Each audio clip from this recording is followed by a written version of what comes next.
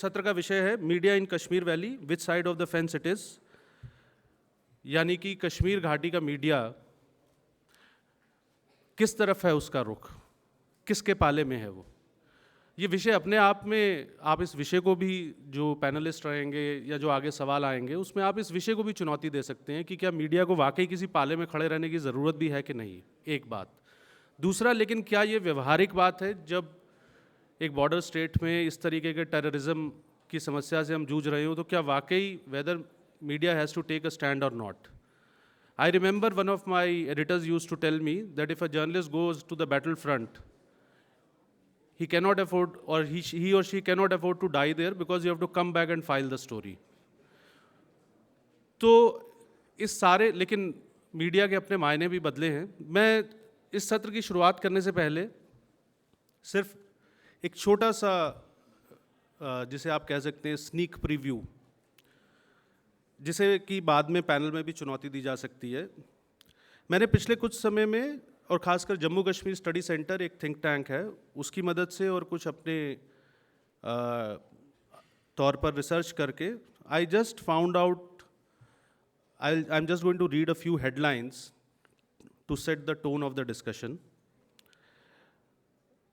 ये edit pages के headlines हैं सितंबर और अक्टूबर के, जो कश्मीर वैली से पब्लिश हुए पेपर। पहली हेडलाइन है Kashmiriyat from Kashmiri perspective, it is a state sponsored assault aimed at promoting integration and is totally an artificial concept. दूसरी हेडलाइन है, इसके लेखक हैं एमजे असलम। दूसरी जो हेडलाइन है वो है डायलॉग सैंस कंटेंट, और इसके नीचे एक जो ब्लर्ब में एक्सप्लेनेशन दिया जाता है, despite the existence of an elaborate constitutional and treaty mechanism on Kashmir dispute, Indian government remains in the denial mode. तीसरा, ये अक्टूबर 4 का है, soldiers of the streets, life in the valley is consistently one under threat, but from where that threat originates is unclear and beyond the point now.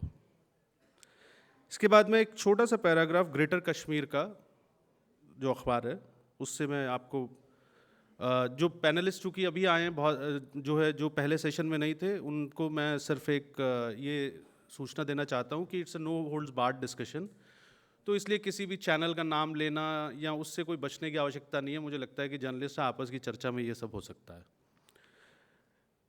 So greater Kashmir की जो ये report है वो कहती है कि the efforts of some, ये Indian media के ऊपर उसका कमेंट है, the efforts of some Indian channels to dent the image of Burhan Wani by attributing base motives might fetch them some additional viewers. In Kashmir, it is going to have an adverse effect. Dead Burhan Wani might prove to be a greater problem for agencies to tackle than a living one, as is being widely suggested. इसके बाद हम आते हैं कश्मीर से जो लोग national media में लिखते हैं, मैं उसमें सिर्फ एक ही कोट करूंगा। Indian Express, July 20, 2016, written by Hilal Mir, editor of Kashmir reader, title why Kashmir media is muzzled. उसमें से मैं आपको 4-5 लाइनें जो है, still why is the local media muzzled, quote, still why is the local media muzzled whenever Kashmir is on the boil. Local newspapers, a record of state violence, are the only source of news in curfew-bound flashpoints. Besides, the local media has the wherewithal to cover such situations extensively. The state, however, prefers a media blackout on these occasions. It would rather have the journalists do the firefighting or preferably complement its actions than perform its job. That is why non-Kashmiri journalists airdropped on such occasions from New Delhi have unhindered access to places and persons, while local reporters face various hurdles. Special reportage dished out for New Delhi studios, saying Pakistan was paying Kashmiri youth rupees 500 for snatching rifles from policemen, has made local reporters a target of seething masses. The local media, ironically now they say, the local media is the biggest check on the propagandist reportage of the majority of Indian media outlets, especially television. which can't see such eruptions except through the prism of national interest. Last मैं सिर्फ आपको ये बताना चाहता हूँ कि कभी कभी हम लोग जर्नलिज्म में असल में एक दूसरे पर कमेंट करते नहीं हैं, लेकिन कभी कभी कुछ किस प्रकार की गड़बड़ियाँ हो जाती हैं। हिंदुस्तान टाइम्स की एक रिपोर्ट से मैं कोट कर रहा हूँ। The rise of Burhan Wani, the Hizbul Mujahideen commander, gunned down by security forces on Friday, coincided with the return of numerous, emphasis mine, numerous शब्द पे आप ध्यान दीजिएगा, Kashmiri youngsters to the militant fold after more than a decade. Ministry of home affairs का जो data है, अब ये न्यूमरस के कॉन्टेक्स्ट में मैं उसे पढ़ रहा हूँ सिर्फ।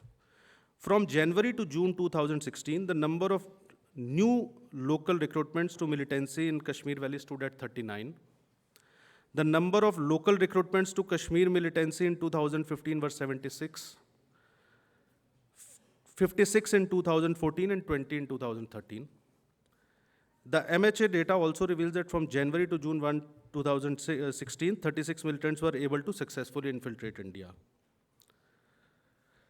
With these low numbers, if the media is building up the story of the new wave of armed militancy in Kashmir, I think we need to ask some serious questions. We can challenge, of course, the data of Ministry of Home Affairs also, if we have an alternative source of authentic data. और एक आखिरी चीज़ बस और मैं ये कहना चाहूँगा आपसे कि कश्मीरी अखबारों में मुझे इस विषय में बहुत ज़्यादा तो जानकारी नहीं है, पर जितना मैंने ट्रैक किया है उसे, शायद सेक्शन 35A को लेकर बहुत ज़्यादा चर्चा नहीं होती है। अगर पैनलिस्ट में से कोई सेक्शन 35A पे भी जो है रोशनी डाल सकेगा तो अच्छा होगा। मैं ज़्यादा समय नहीं लूँगा। सेक्शन 35A पे बाद में हम लोग कोशिश करेंगे, सबके ईमेल एड्रेसेस हमारे पास हैं, अगर किसी को भी इस विषय में जानकारी चाहिए होगी तो हम उसको भेज सकते हैं। हमारे जो पैनलिस्ट हैं वो हैं शुजात बुखारी जी, तरुण विजय जी, भूपेंद्र चौबे जी, उमेश उपाध्याय जी, निधि कुलपति जी और सबा नकवी जी। और अशोक श्रीवास्तव जी चूँकि कन्वीनर हैं तो इसलिए उनका नाम मैं कई बार ले चुका हूँ, तो वो स्वाभाविक है कि वो रहेंगे इस पैनल में। और लेकिन वो इसमें CMPP के कन्वीनर के तौर पर नहीं रहेंगे, वो बतौर पत्रकार, उनका एक कश्मीर को कवर करने का लंबा अनुभव भी रहा है और विजुअल मीडिया में रहते हुए भी लिखने पढ़ने का भी उनका अभ्यास बड़ा अच्छा है। आकाश सोनी जी इसे मॉडरेट करेंगे और मैं अब मंच दूंगा आकाश सोनी जी को, वो आएँ और इस सेशन की शुरुआत करें। धन्यवाद। नमस्ते। इस कार्यक्रम को आगे बढ़ाएं, बहुत तेज़ी से बढ़ाएंगे और सारे जो ख़ास गेस्ट जिनके नाम अभी लिए गए उन सब की इजाज़त से, और मेरी बॉस यहाँ पर निधि कुलपति बैठी है, उनके भी बॉस रहे जो सुपर बॉस उमेश उपाध्याय भी यहाँ पर हैं, और तरुण विजय जी यहाँ पर हैं, शुजात बुखारी यहाँ पर है, सुशील पंडित जी हैं, सबा नकवी हैं। आप सबका स्वागत। लेकिन आप सबकी इजाज़त से आज के कार्यक्रम की कमान में सौंपूंगा जो विद्यार्थी यहाँ पर बैठे हैं, अलग अलग जगह से स्टूडेंट्स आए, अलग अलग कॉलेजेस से।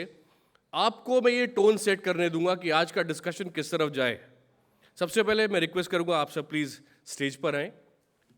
तरुण विजय जी जो वरिष्ठ पत्रकार तो रही हैं, साथ ही साथ राज्यसभा में देख चुके हैं कि जो राजनेता होते हैं वो कैसे काम करते हैं, उस तरह के सवाल आप इनसे पूछ सकते हैं। निधि कुलपति, अशोक श्रीवास्तव जो कन्वीनर हैं CMPP के, शुजात बुखारी जी जो वरिष्ठ पत्रकार भी हैं और घाटी में रहते हैं, अभी भी रहते हैं, भूपेंद्र चौबे थोड़ी देर में जुड़ सकते हैं हमारे साथ में, उमेश उपाध्याय जी जो बहुत लंबे समय से 90 के दशक से उमेश जी एक एडिटर के तौर पे अलग अलग ऑर्गेनाइजेशन में काम कर चुके हैं, और साथ ही साथ यहाँ पर सुशील पंडित जी हैं, विजय क्रांति जी हैं, और भी बहुत सारे वरिष्ठ पत्रकार हैं अलग अलग फील्ड्स में जो अपना नाम कमा चुके वो यहाँ पर हैं। सारे स्टूडेंट्स को एक चीज़ और बता दूं, आपको खुशी होगी ये जान के कि टीवी एशिया इस प्रोग्राम को USA और कनाडा में भी ले जाएगा। तो आप जो सवाल पूछ रहे हैं, जो भी आप बातें यहाँ कर रहे हैं, सब अमेरिका और कनाडा तक भी जाएंगी। सबसे पहले रिक्वेस्ट करूँगा माइक कहाँ पर है, और वहीं से अगर हम शुरू कर सकें। हमारा जो विषय है वो ये कि कश्मीर में मीडिया की भूमिका कैसी है, अच्छी है, बुरी है, क्या आपको कश्मीर की सही तस्वीर मिल पाती है या नहीं मिल पाती। तो कोई इस पर टिप्पणी करना चाहे स्टूडेंट्स में से सबसे पहले? कश्मीर के सिटीजन्स हैं, उनकी voice is not raise to that extent, they are not raised जो Adjust हो टेररिस्ट रहा की वॉइस इज रेज.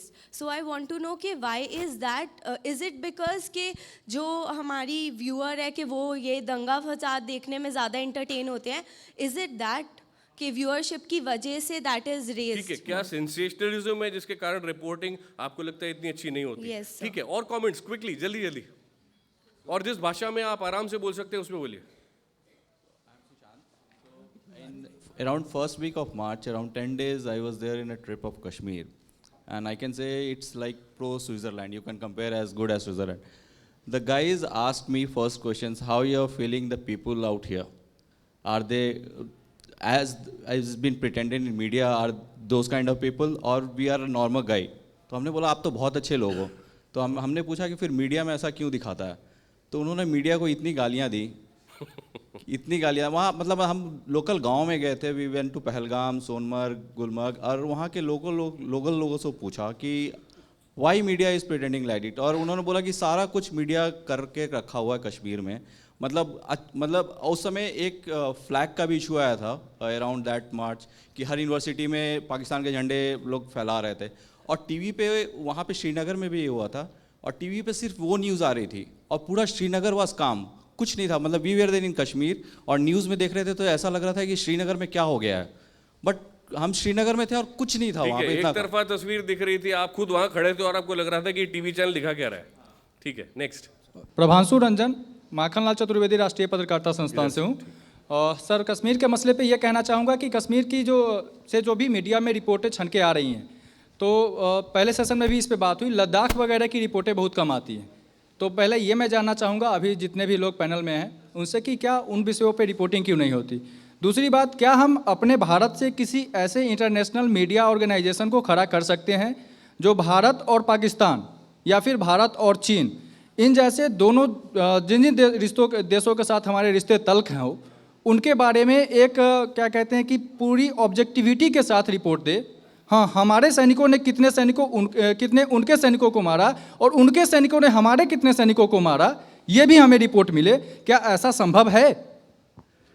क्या ऐसा संभव है जब लो लेवल कॉन्फ्लिक्ट चल रहा हो और वो बढ़ के हाई लेवल कॉन्फ्लिक्ट हो जाए, वॉर के करीब जाने लगे, तो क्या कितनी ऑब्जेक्टिव रिपोर्टिंग पॉसिबल है, ये भी एक बात है. एक लास्ट कमेंट और उसके बाद मैं तरुण विजय जी के पास आऊँगा. Hi, Nitish Bhardwaj here. Actually, I'm not from journalism side. I work in TCS. I'm here as a volunteer. In the first session, people were talking about geopolitics and all. So my question is concerned about related to geopolitics. When we see Russia taking a stand on Syria and France taking a stand on mosque and all, where they operate and they practice terrorism, why can't India take a stand on mosques which are operating on the funds of Saudi Arabia and China? And what is the stand of media? ठीक है, How आप the कह रहे media हैं कि would, पिछले session में जो गौरव कंडक्ट कर रहे थे, गौरव Yes, सावंत, yes, उसमें ये बात सामने आई थी और शुजात बुखारी जी ने बाकायदा ये कहा था जी. कि सऊदी अरब से अगर फंडामेंटलिज्म स्प्रेड करने वाली इस तरह की कोई बातें आ रही जी, हैं, इस तरह तो की उन बातों पर पे सरकार मीडिया कंट्रोल क्यों नहीं करता है? मीडिया ने स्टैंड क्यों नहीं लिया अभी तक? वो इसको मतलब जब वो ठीक है, आपका क्वेश्चन सेंसिटिव दिखाते हैं. Yeah, अब मैं thank you. रिक्वेस्ट करूंगा कि मैं बीच बीच में आपके पास भी लौटता रहूंगा, लेकिन सबसे पहले तरुण विजय से स्टार्ट करते हुए कि एक ओपनिंग रिमार्क सारे गेस्ट का ले लेते हैं. Tarun ji, start with you. I must say, in a general way, because I have been covering and visiting Kashmir for the last 25 years, and the most turbulent times in 90s, I covered Kashmir and I stayed at near Hazrat Bal for more than 1 week and reported Kargil also from Batalik. I must say that stone pelting in Kashmir Valley is not just limited to the streets. It's done through newspapers also. The news item, the editorials, the editorial articles, the worst instances of gagging the freedom of expression you find in the Kashmir Valley, where the media itself has become a censor, shutting doors on the other opinion, shutting doors on the other side of the opinion. And my friend said rightly that Kashmir Valley never reports about Ladakh. Ladakh for it doesn't exist. It hardly covers those in Pulwama or in Shopian or in Kishtwar or in Doda who have a different opinion than the opinion of the editor and the correspondent. There are thousands of youngsters who are joining army.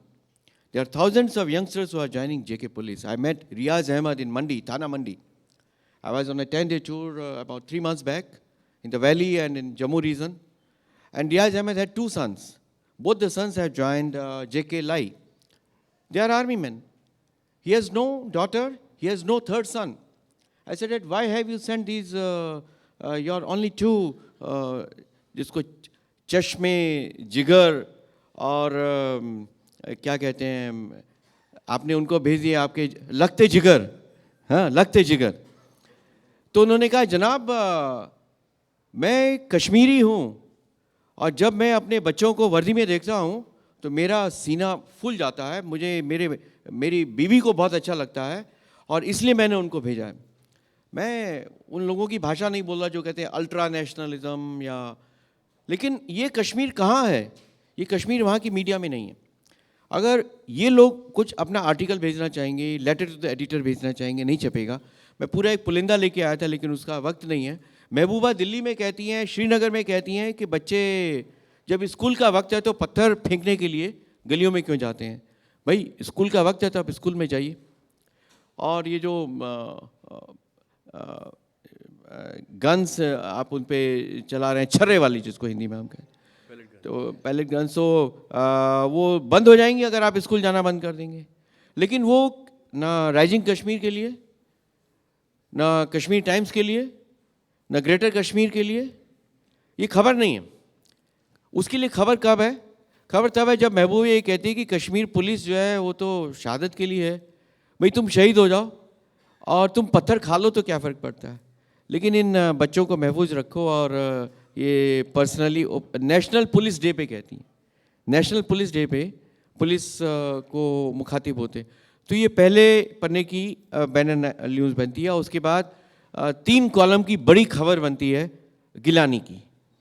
मैं उसको traitor कहूँगा, वो हिंदुस्तान का तो नहीं है, देशद्रोही है. और उसकी खबर आप इतनी ज़्यादा महत्व के साथ छापते हैं, कोई वजह होनी चाहिए.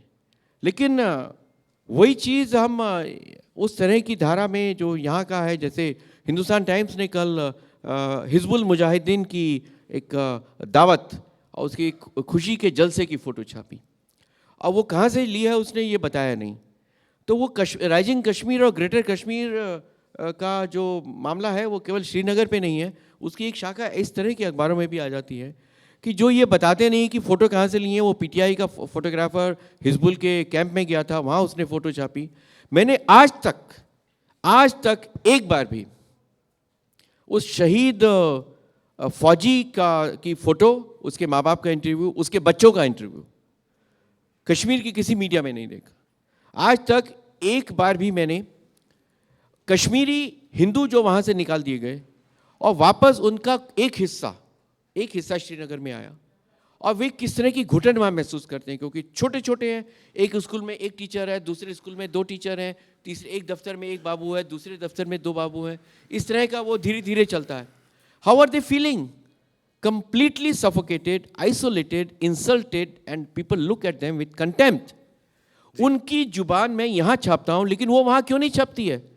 तो जो बात ये है कि पत्थरबाजी मत कीजिए, हल्दी बेचिए पर हल्दी में मिलावट मत कीजिए.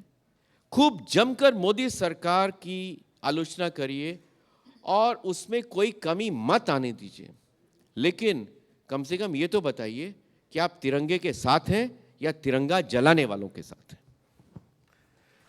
बहुत क्लियर व्यू आपके सामने तरुण विजय जी का. मैं सबा नकवी जी को रिक्वेस्ट करूंगा कि अलग अलग तरह के ओपिनियंस डेमोक्रेसी में होते हैं और सब महत्वपूर्ण होते हैं, बात को आगे बढ़ाएं. सबसे पहला सवाल उन्होंने पूछा एक लड़की ने. I want to reply to her question. She said why do we not get the voices of the people of Kashmir? Why are we getting only sensational stories?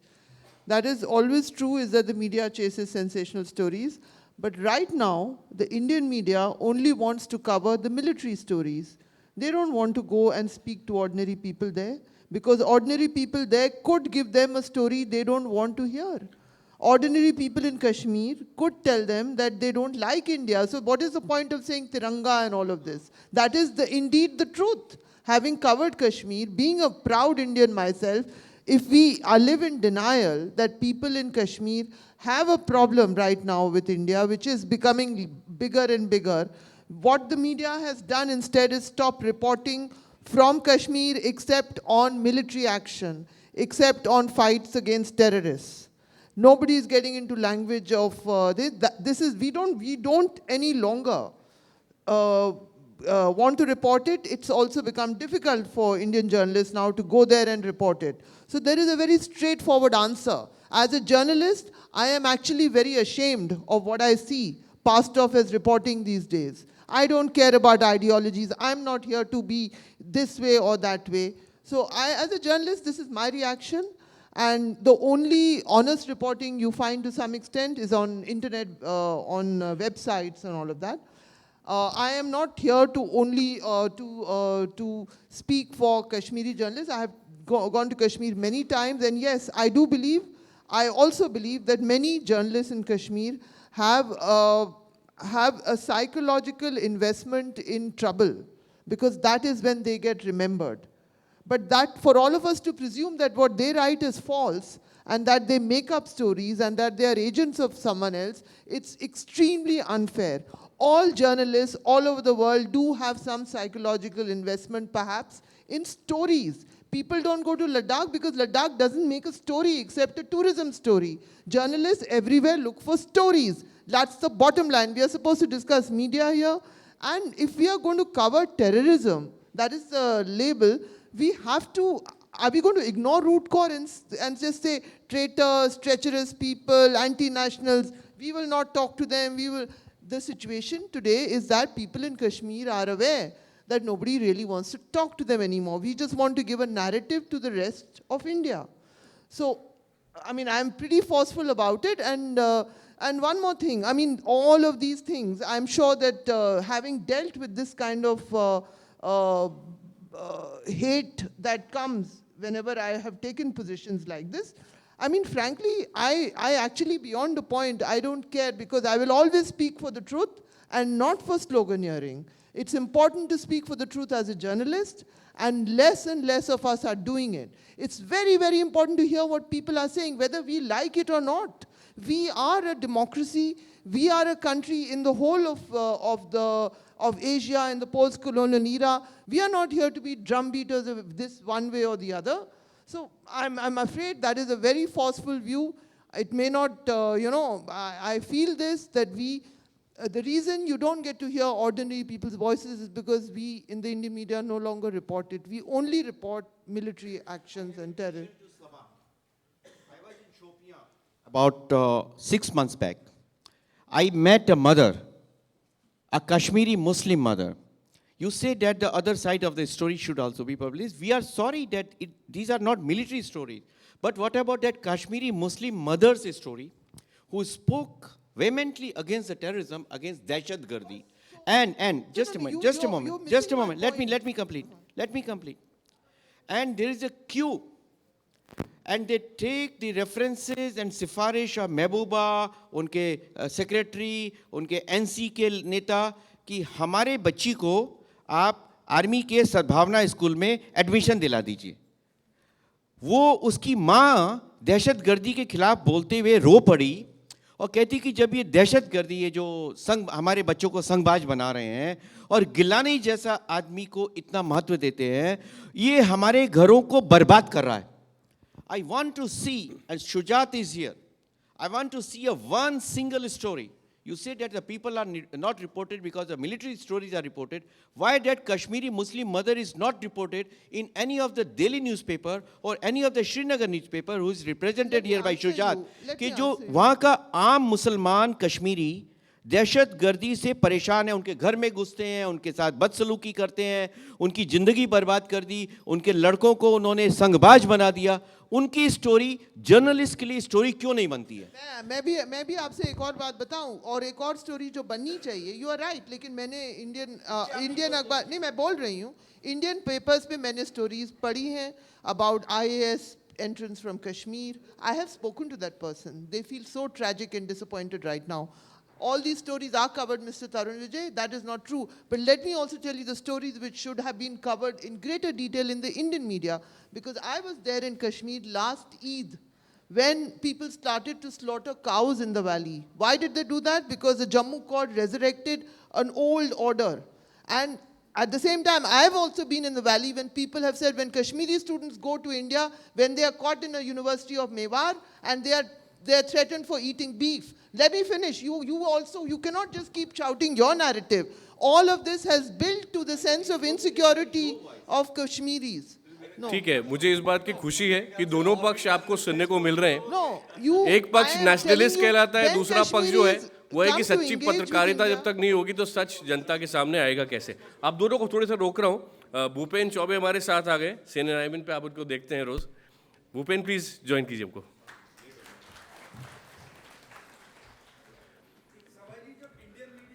एक मिनट में आप अगर सवाल पूछना चाहते हो तो माइक भेजता हूँ आपके पास में। एक मिनट में माइक भेजता हूँ आपके पास में ताकि सब सुन पाए आप जो कह रहे हैं। आपका नाम ऑर्गेनाइजेशन। हाँ, बात पूरी कर ले। हाँ, तो मैं कह रही हूँ, since I was there, I can see the direct linkage also between the students from Kashmir who have come here, who are being profiled today, who are invested in India, who have been picked up in hostels and taken to police, and asked if the meat that they were eaten was beef. I think that was a well-known incident. You must also be aware, there was a trucker from Kashmir who was attacked and he died of burns on the way in Jammu. All of this, we should not forget that. All these realities are unfolding. These are very, very important realities. क्योंकि थोड़ी देर पहले students यहाँ हमारे साथ बैठे थे, informally बातचीत हो रही थी। हम 4-5 लोग बैठे थे, सुमित अवस्थी, गौरव और अशोक जी थे और मैं था। बहुत सारे स्टूडेंट्स भी इसको बाद में अग्री कर रहे थे कि कश्मीरी स्टूडेंट कोई भी वहाँ निकलकर जब भारत के किसी भी हिस्से में आए तो उसे अपनापन महसूस हो, उसको लगे कि मेरे भारत में आया हूँ। ये बहुत महत्वपूर्ण चीज़ है। तो सारे पक्ष अभी हम देखने की कोशिश कर रहे हैं, लेकिन उमेश जी मैं आपसे रिक्वेस्ट करूँगा कि ये जो एक टाइट रोप बैलेंसिंग है कि कहाँ आप नेशनलिस्ट होंगे और कहाँ आप पूरा सच बोल सकते हैं, ये कैसे कोई तय करे? मुझे इसमें कोई विरोधाभास लगता नहीं। पहली बात है, नेशनलिस्ट का जो तमगा या आजकल इस्तेमाल होता है वो एक पॉलिटिकल स्लोगन हो गया है और उसको एक नारे के रूप में इस्तेमाल किया जा रहा है। मैंने कश्मीर को कवर किया है जब वहाँ मिलिटेंसी की शुरुआत हुई थी, जब वहाँ चरारे शरीफ जल रहा था, मैं था वहाँ पर, बहुत मर्तबा गया हूँ। इसलिए कश्मीर में आज जो हो रहा है वो कोई नया नहीं है, काफ़ी समय से चल रहा है। इसलिए आज के इवेंट से मैं चाहूँगा कि कश्मीर को थोड़ा अलग करके देखेंगे तो शायद और बढ़िया तरीके से देख पाएंगे। 2001 में 9/11 हुआ, सितंबर 2001 में ही तकरीबन 21 दिन बाद जम्मू कश्मीर असेंबली पर जैश ए मोहम्मद का हमला हुआ जिसमें 38 लोग मारे गए थे। मैं एक न्यूज़ चैनल में उस समय न्यूज़ एडिटर होता था और पॉलिटिकली करेक्ट बात नहीं कहूँगा मैं, सब लोग बहुत पॉलिटिकली करेक्ट बात कहते हैं। मीडिया ने बहुत पाप किए कश्मीर को लेके। मैं इसलिए ये दो घटनाएं मैं इसलिए बता रहा हूँ, जब 9/11 हुआ तो 9/11 होने के बाद जब हमने टेलीविज़न को देखा, टेलीविज़न पर लगातार कहीं भी मुझे लाशों की तस्वीरें नहीं दिखाई दी। कोई खून से लथपथ लोग दिखे नहीं, लेकिन इस पाप का दोषी मैं भी हूं कि जम्मू कश्मीर असेंबली पर जब हमला हुआ और मुझे बहुत वो विभत्स चित्र याद है, और मैंने ये डिसीजन लिया कि हम उसको दिखाएंगे, मैंने गलत किया।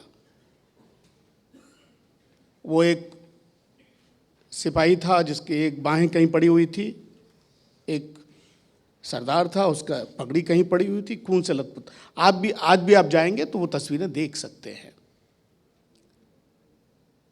इसलिए इस बात को कहना कि जो जैसा हो रहा है वैसा दिखाया जाए, ये बहुत ही रिलेटिव बात है। क्या हम वैसा का वैसा दिखाते हैं या वैसा का वैसा दिखाना चाहिए? एक और पर्सपेक्टिव देना चाहता हूं। मेरी बिटिया उस समय बड़ी छोटी थी और एक दिन मैं न्यूज़ रूम से जब घर पहुंचा तो वो टीवी के सामने खड़ी हो गई, पापा इसको बंद कर दो। ऐसे ही कुछ दृश्य हम दिखा रहे थे। उसने कहा ये मत दिखाइए, बड़ा गंदा लगता है पापा, बहुत गंदा है। व्यूअर की सेंसिटिविटीज को ध्यान में रखना, यह भी इंडियन मीडिया, विजुअल मीडिया ने नहीं किया और आप आज तक नहीं सीख पाया। माफी चाहता हूं ऐसा कहने के लिए, और इसके दोषी हम सब हैं। इसलिए इस बहस में जाएंगे कि पत्थरबाज के साथ क्या करते हैं, कश्मीरी पंडित के साथ क्या होता है। इसलिए मैं ये भी कहना चाहूंगा कि अगर नैरेटिव वही था तो कश्मीरी पंडितों की बात को उस तरह से क्यों नहीं रखा गया? मीडिया ने वैसे नहीं रखा। जिस तरीके से कश्मीर में जो अलगाववादी लोगों की बात को रखा गया, या कश्मीरी श्रीनगर के कुछ हिस्सों के कुछ लोगों को, जिसको बोलते हैं मुर्रियत, उनको ऐसे बना दिया गया कि वो बहुत अंतर्राष्ट्रीय स्तर के लोग हैं। ऐसा नहीं किया। तो मीडिया का एक पर्सपेक्टिव होता है। मीडिया का पर्सपेक्टिव सही है या गलत है, ये आप तय कर सकते हैं। मैं ये और बताना चाहता हूं कि जैसे को तैसा दिखाना शायद ये मीडिया का काम नहीं है। मैंने बोला मैं पॉलिटिकली करेक्ट नहीं बोलना चाहता। और नेशनलिज्म की बात हुई, राष्ट्रीयता की बात हुई। देखिए, हर न्यूज़ रूम में लगातार कुछ फैसले लिए जाते हैं। फैसलों का कुछ आधार होता है, एक गोल होता है, मकसद होता है। इसके हिसाब से वो प्राथमिकताएं तय करते हैं और फिर वो चॉइसेस लेते हैं। इसलिए तो ये मकसद कैसे तय होगा? पत्रकार क्या दिखाएगा, इसका मकसद क्या हो सकता है? आई एग्री विद सबा, वो भारत सरकार नहीं हो सकता, भारत सरकार नहीं तय कर सकती। भारत सरकार तो चेंज होती रहती है। तो क्या होगा? कितना बिकना है, कितना दिखना है, ये होगा। शायद अभी वो ज्यादा होता है, वैली में भी होता है, यहां भी होता है। मैं कहता हूं कि वो गलत है। मेरे लिए एक होली बुक है और वो है भारत का संविधान। भारत के संविधान से ही मेरी अभिव्यक्ति की स्वतंत्रता निकलती है, विद सम राइडर्स। मैं ये कहना चाहता हूं कि भारत के संविधान को बचा के रखना, पत्रकारिता इससे अलग नहीं हो सकती। इसको आप नेशनलिस्ट कहना चाहते हैं, सेकुलरिस्ट कहना चाहते हैं, क्या कहना चाहते हैं, आप तय कर लें। क्योंकि I am not outside the system of constitution governance in this country. I am part of it if I am fourth pillar of democracy. तो मेरा दायित्व है कि भारत की अखंडता, संप्रभुता के प्रति मेरा भी दायित्व है। और इसलिए जो मेरे कॉन्स्टिट्यूशन के अंदर आस्था नहीं रखता है, तो जब मैं अपनी प्रायोरिटीज तय करता हूं, मुझे अपनी प्रायोरिटीज तय करते हुए सोचना चाहिए। If somebody is waging a war against India, then I think as a product of the Constitution of India, I am a product of the Constitution of India. As an independent media, I think I have only obligation towards the constitutional positions in India, that is my freedom and also the integrity of India. ये मैं जरूर कहना चाहूँगा। और आतंकवाद एक बड़ी समस्या है। जिसके मैनिफेस्टेशन अलग अलग दिख सकते हैं। आज आप क्या करना चाहते हैं वैली में? आज ऐसी बहुत खतरनाक स्थिति है, इससे पहले नहीं हुई, शायद ज़्यादा खतरनाक होगी, लेकिन वैली बहुत समय से ऐसा देख रही है, मैं ये कहना चाहता हूँ। और कोई भी मीडिया, मुझे ऐसा लगता है कि ये जो व्यवस्था संविधान ने खड़ी की है, इसके बाहर जाकर उनको सपोर्ट और पोषित नहीं करना चाहिए जो संविधान को ही उखाड़ कर फेंकना चाहते हैं। And I am not talking of the government of the day. Government of day could be Congress, BJP, NDA, UPA, etcetera etcetera etcetera. और जिनके वेस्टेड इंटरेस्ट्स हैं आतंकवाद को चला के रखने में, जिसमें आपने कहा मीडिया के भी होते हैं और सिस्टम के लोगों के भी होते हैं, क्योंकि आतंकवाद अपने आप में एक फैक्ट्री है, मज़ा आता है। हम लोगों ने पंजाब में देखा है, हम लोग कश्मीर में देख रहे हैं, काफ़ी सीक्रेट फंड से पैसा आता है, सब चलता रहता है। उन सब के खिलाफ मीडिया को बोलना चाहिए। And I do feel that we get carried away by the events that are happening. We make choices as per the ideology of, people in our newsrooms, which I think there is a real cause for an introspection within the media. How do we cover Kashmir? जी, अगर आपकी इजाज़त हो तो मैं quick points of view ले लूँ और उसके बाद शुजात जी के पास आऊँगा मैं। कश्मीर की कवरेज, जिन दिन को आप अपने हाथ उठाइए मैं समझ जाऊँगा, आपके पास माइक भी आ जाएगा। कश्मीर की कवरेज एक प्याज के छिलके की तरह है, जितना आप जाएंगे उतनी कॉम्प्लेक्सिटी बढ़ती जाएगी। आप सबके पास आऊँगा, एक छोटे से इंसिडेंट से इसको मैं कॉम्प्लेक्सिटी को एक लेवल आगे बढ़ाता हूँ। शुजात जी वहीं पे रहते हैं, मैं बीच बीच में कोशिश करता हूँ कि आप चूँकि स्टूडियो डिस्कशन कर रहे हो, आप ऐसे प्रोग्राम में जा रहे हो, तो आप कम से कम ज़मीन पे जाओ, झलकियाँ देखकर कुछ तो समझ में आएगा। हाल में मैं जब गया था, तकरीबन 10-15 दिन पहले ही गया था, कमांडोज़ के साथ में मैंने वक्त बिताया और सेपरेटली जाके 6-7 दिन जो नॉर्मल कश्मीरीज हैं, सिविलियंस हैं, उनके साथ भी बिताया।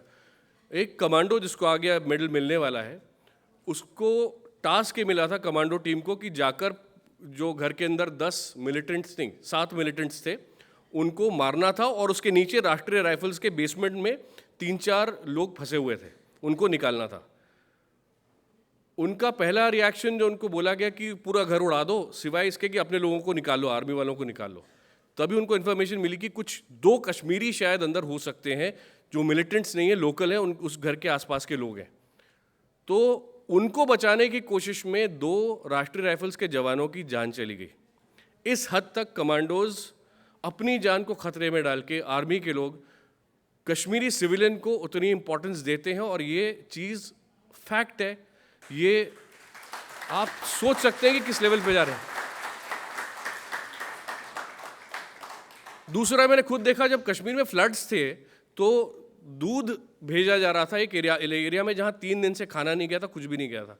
हेलीकॉप्टर नीचे जा रहा था, मैं ऊपर खड़े होकर रिपोर्टिंग कर रहा था। तो ऊपर से आप दूध को अगर फेंकेंगे तो फट जाएगा, तो आपको ज़मीन पे उतर के वहाँ पे डालना पड़ेगा। अब कुछ लोग वहाँ थे, करीब 100-150 लोग ऐसे खड़े हुए थे, 4-5 थे उनमें, जब वो हेलीकॉप्टर नीचे उतर रहा है तो उस पर पत्थर मार रहे हैं। 3 दिन से भूखे हैं लेकिन पत्थर मार रहे हैं। लेकिन जो साइलेंट मेजॉरिटी जिसको उस दूध की ज़रूरत है, छोटे छोटे बच्चे हैं वहाँ पर, वो चुपचाप बैठे हैं। ये एक टेलिंग स्टोरी है। मैं आपके व्यूज़ के लिए भी आता हूँ, लेकिन पहले शुजात जी, चूँकि आप वहीं रहते हैं, और थोड़ा सा ये भी बताएं कि आम कश्मीरी आज किस तरह रह रहा है और जो उसकी ज़िंदगी है वो क्या रिपोर्ट हो रही है मीडिया में। थैंक यू, बहुत बहुत शुक्रिया। पहले अशोक भाई का कि इन्होंने मुझे मौका दिया। मैं वाहिद कश्मीरी हूँ इस पैनल पे जो वहाँ रह रहा है और वहाँ से आ रहा है। सबसे पहले तो मैं कहना चाहूँगा कि वैसे मैं डायरेक्ट नहीं करना चाहता था, लेकिन चूँकि तरुण विजय ने मेरे अखबार का भी नाम लिया तो मुनासिब होगा कि मैं इस पे बात करूँ। मेरे ख़्याल से ये अखबार पढ़ते नहीं शायद हमारा या कोई और। एक जनरलाइजेशन का एक स्टेटमेंट जो इन्होंने दिया कि ये कवर ये नहीं करते हैं, ये इस तरह कवर होनी चाहिए थी लेकिन ये नहीं हुई, और फिर कोई औरत थी शुपिया में उसकी डिटेल नहीं आई, लद्दाख की कवरेज नहीं आ रही है। आपको कहना चाहूँगा कि हमारा लद्दाख में कॉरेस्पॉन्डेंट भी है, रिंचन अंगमो उसका नाम है।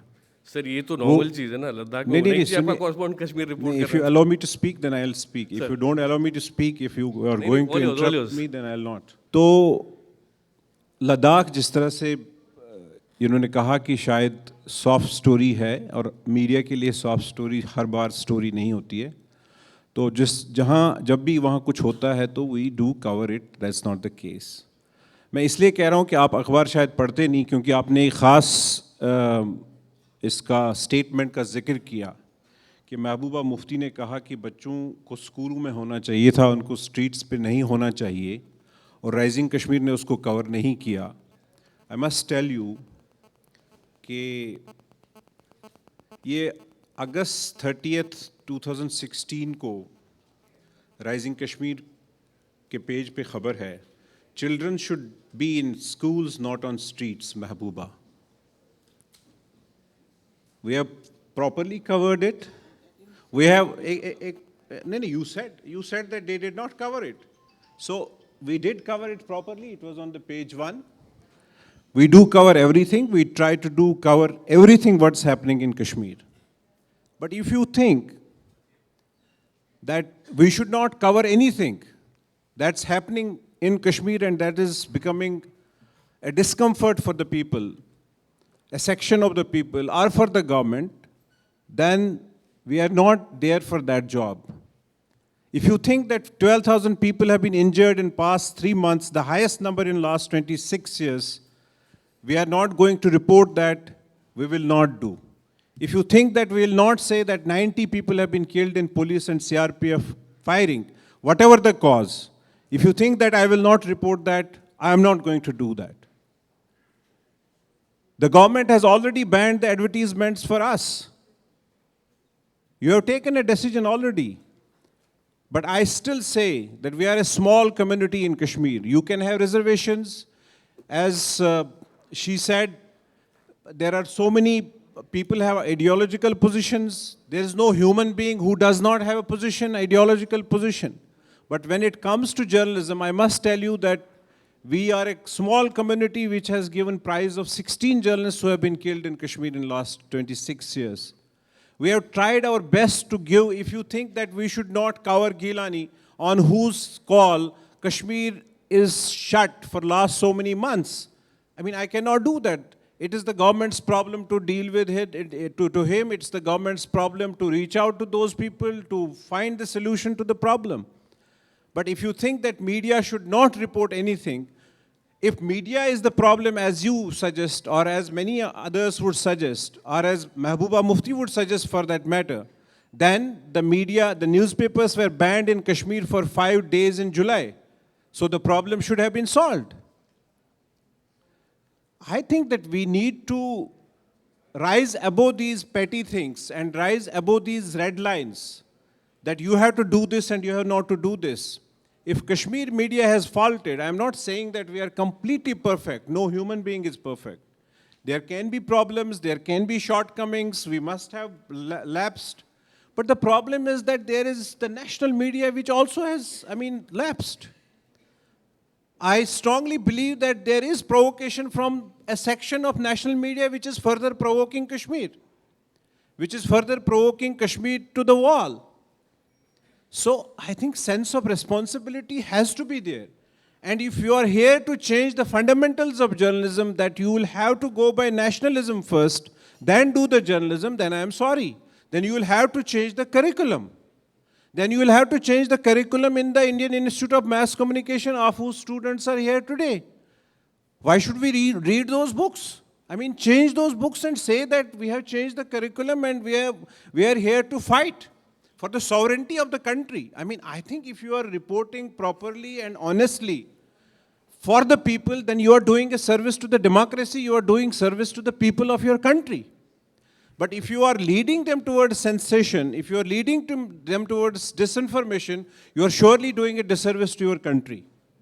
My only humble appeal is, I am saying that I am liable to, scrutiny.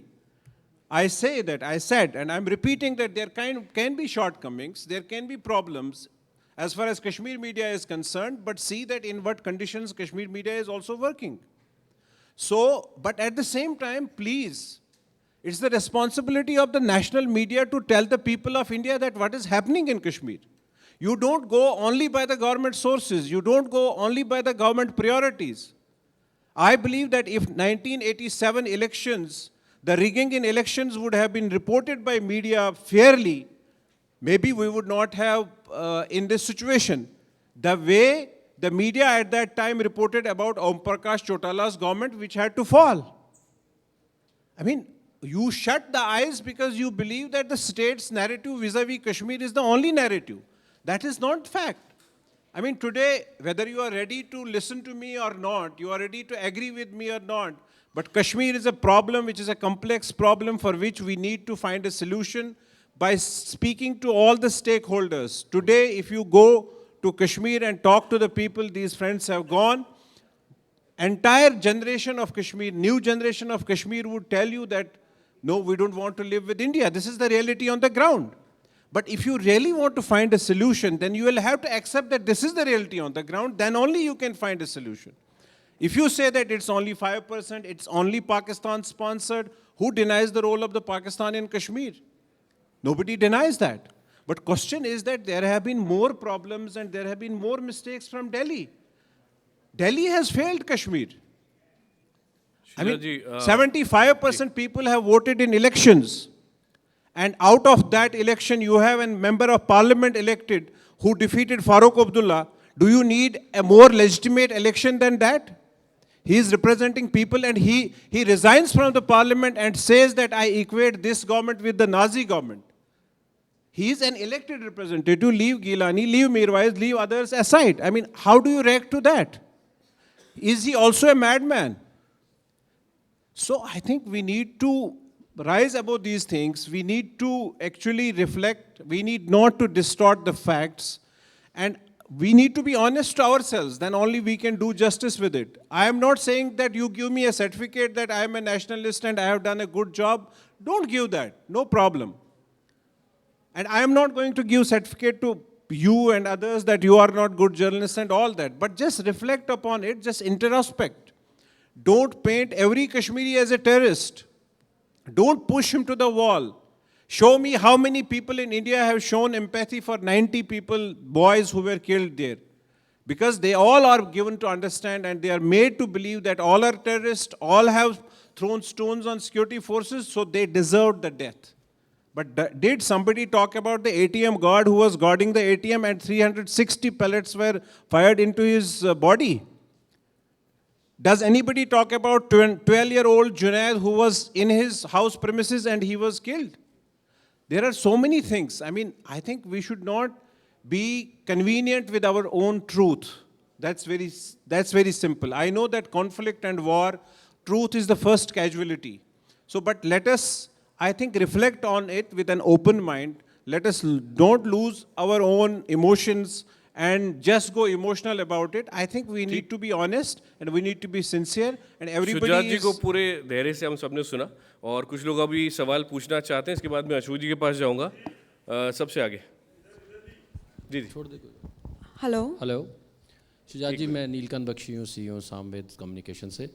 मैं सिर्फ एक इम्पॉर्टेंट चीज़ जानना चाह रहा हूँ. जब आप श्रीनगर से फ़्लाइट पकड़ के दिल्ली के लिए चले तो आपने घर पे क्या बोला कि आप दिल्ली जा रहे हैं या हिंदुस्तान जा रहे हैं?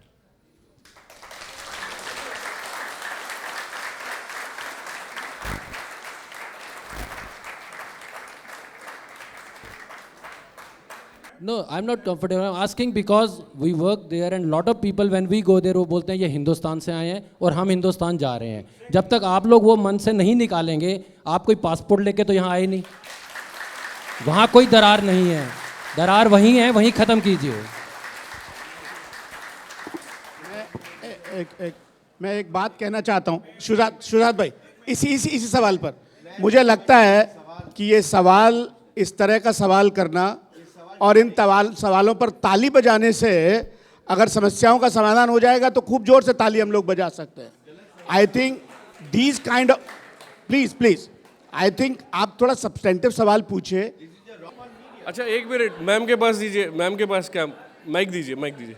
आप क्या बोलना चाह रहे हैं? आप नाम बताएं, कहाँ से हैं बताएं. Why are you defending this question? This is actually the question. This is actually the main question, and you should answer this question. I don't know. I don't get it. Why media is always selective? Why media is always selective?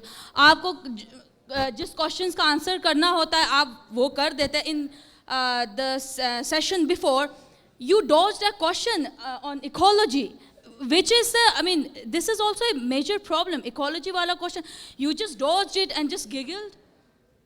This is not the way. ठीक है. Anyway एक चीज़ ज़रूर बोलना चाहूँगा, चूँकि हम सब ने यहाँ पर ऐसे लोग हैं जिन सब ने रिपोर्टिंग की है, वहाँ से जो भी पत्रकार यहाँ पर हैं और भी लोग यहाँ पर हैं, व्यूज़ के लिए आ रहा हूँ. कश्मीर में कहते हैं कि या तो आप आर्मी के साथ खड़े हो जाओ रिपोर्टिंग के टाइम पे, या मिलिटेंट के साथ खड़े हो जाओ. बीच में अगर खड़े रहोगे तो भगवान ही आपका मालिक है. उन कंडीशन से जो रिपोर्ट करते हैं, उन शुजात बुखारी जी के लिए एक ताली जरूर बजाएं. जी पहले हेलो राजी, एक मिनट रुकिएगा. शुजात जी पहले बोल रहे हैं. शुजात जी देखिए, जहाँ तक इस सवाल का ताल्लुक है, मैं समझता हूँ कि मेरे पास, मुझे नहीं पूछना चाहिए था ये सवाल, but in the larger context I got your point now कि यू आर सेइंग कि कश्मीर में बहुत सारे लोग ये कहते हैं कि हम हिंदुस्तान जा रहे हैं, और ये सही बात है. And I think that's also the reality on the ground which we need not to ignore. ये हकीकत है, ये रियलिटी है वहाँ पे.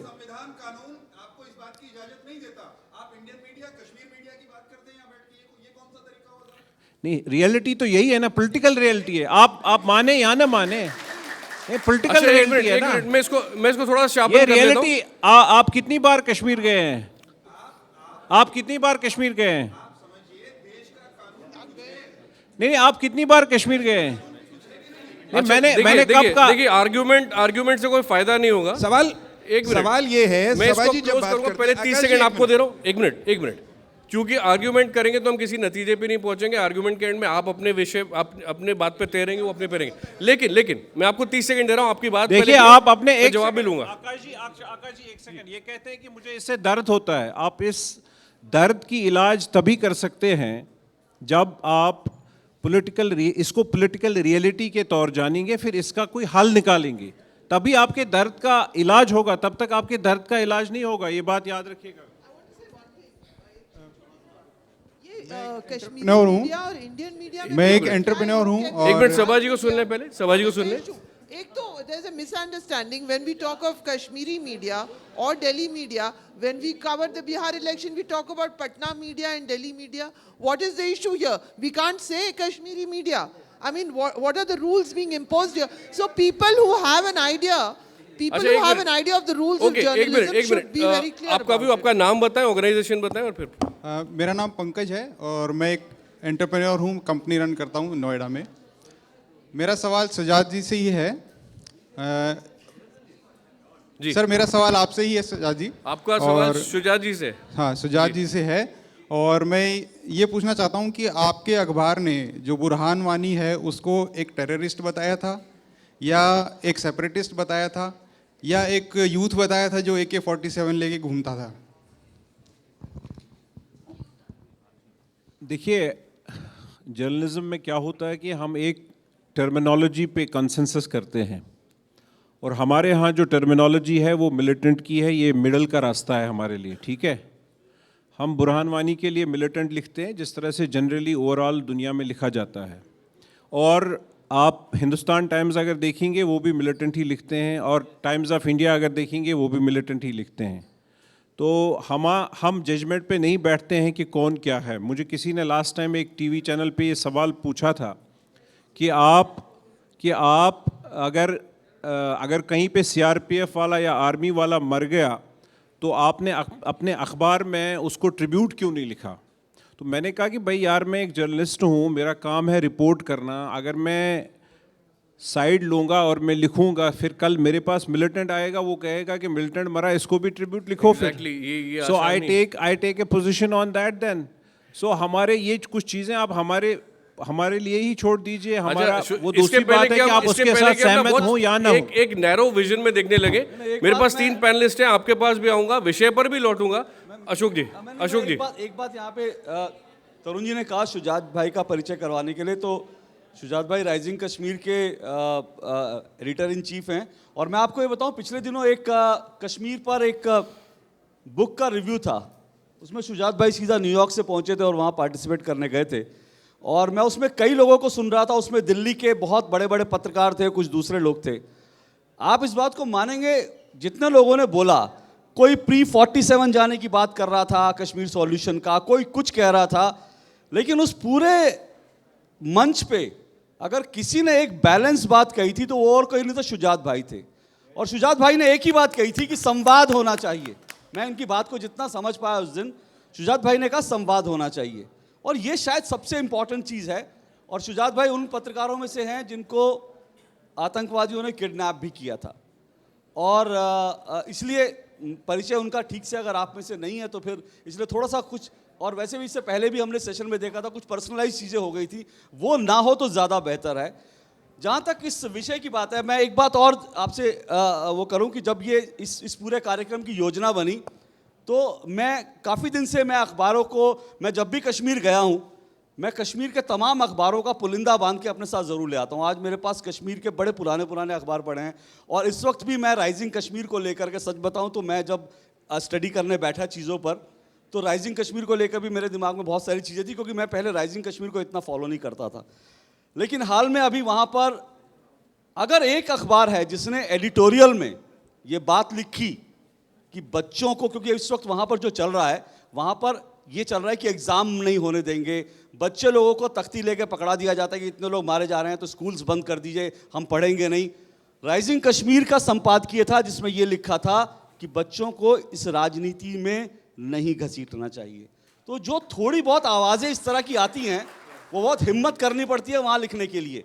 मैं अपनी बात शुरू करूँ उससे पहले, मैं तो काफ़ी बातें कर चुका, लेकिन एक बात ज़रूर कहना चाहूँगा कि देखिए, पहली बात तो हमें समझना पड़ेगा कश्मीर का जो मीडिया है वो बहुत विपरीत परिस्थितियों में काम कर रहा है, इस बात को समझना पड़ेगा। हम दिल्ली से जाते हैं, हमें मालूम है कि किस तरह की चुनौतियाँ वहाँ झेलनी पड़ती हैं, और जो लोग वहाँ रह रहे हैं उनके साथ क्या कुछ होता है ये भी समझना पड़ेगा, क्योंकि कई पत्रकार मारे गए हैं और कई पत्रकारों को किडनैप किया गया है, कई पत्रकारों के साथ उनके घर पर पथराव हो गए हैं। तो एक बड़ी चुनौती रहती है वहाँ पर काम करना। लेकिन इसके बावजूद मैं कुछ फैक्चुअल चीज़ों पर ज़रूर आऊँगा, बाकायदा शुजात भाई का पूरा आदर करते हुए मैं कुछ चीज़ें ज़रूर रखना चाहूँगा, क्योंकि शुजात भाई का एक लेख था पिछले दिनों, मैंने आउटलुक में पढ़ा शुजात भाई, जिसमें शुजात भाई ने 2-3 बातें कही थी। शुजात भाई ने कहा था कि अखबार बंद होंगे तो अफवाहें फैलेंगी कश्मीर में, और उन्होंने कहा था कि अखबार जो हैं वो सच को रिपोर्ट करते हैं, और सच को रिपोर्ट करने से आप सरकार क्यों घबराती है। मैं इस बात से बिल्कुल सहमत हूँ जो उन्होंने कहा, लेकिन असल में हो क्या रहा है? क्या सच को रिपोर्ट कर रहे हैं अखबार? कश्मीरी अखबारों के संदर्भ में जुनैद का जिक्र किया, 12 साल का एक लड़का मारा गया, बच्चा था, पैलेट गन से मारा गया। जिस दिन वो मारा गया, वो शुजात भाई ने कहा कि वो अपने घर के कंपाउंड में था और वो मारा गया। ये ऐसा हो सकता है, इसमें कोई बात नहीं है। जब इस तरह की, जब आप कॉम्प्लेक्स सिचुएशन में होते हैं जहाँ पर फायरिंग हो रही होती है, तो इस तरह होता है कि कोई निर्दोष व्यक्ति भी जो है उसकी चपेट में आता है और वो मर जाता है। लेकिन जिस दिन ये इंसिडेंट हुआ, उस दिन शायद राइजिंग कश्मीर ऐसा अखबार था जिसने इस घटना को लेकर दोनों पक्ष लिखा। उसमें लिखा गया, राइजिंग कश्मीर की उस दिन जो रिपोर्ट थी उसमें लिखा कि जुनैद के परिवार ने कहा कि हमारा बच्चा घर के अंदर था और सिक्योरिटी फोर्सेस वाले घर के अंदर घुसे और उसको पैलेट गन से मार दिया।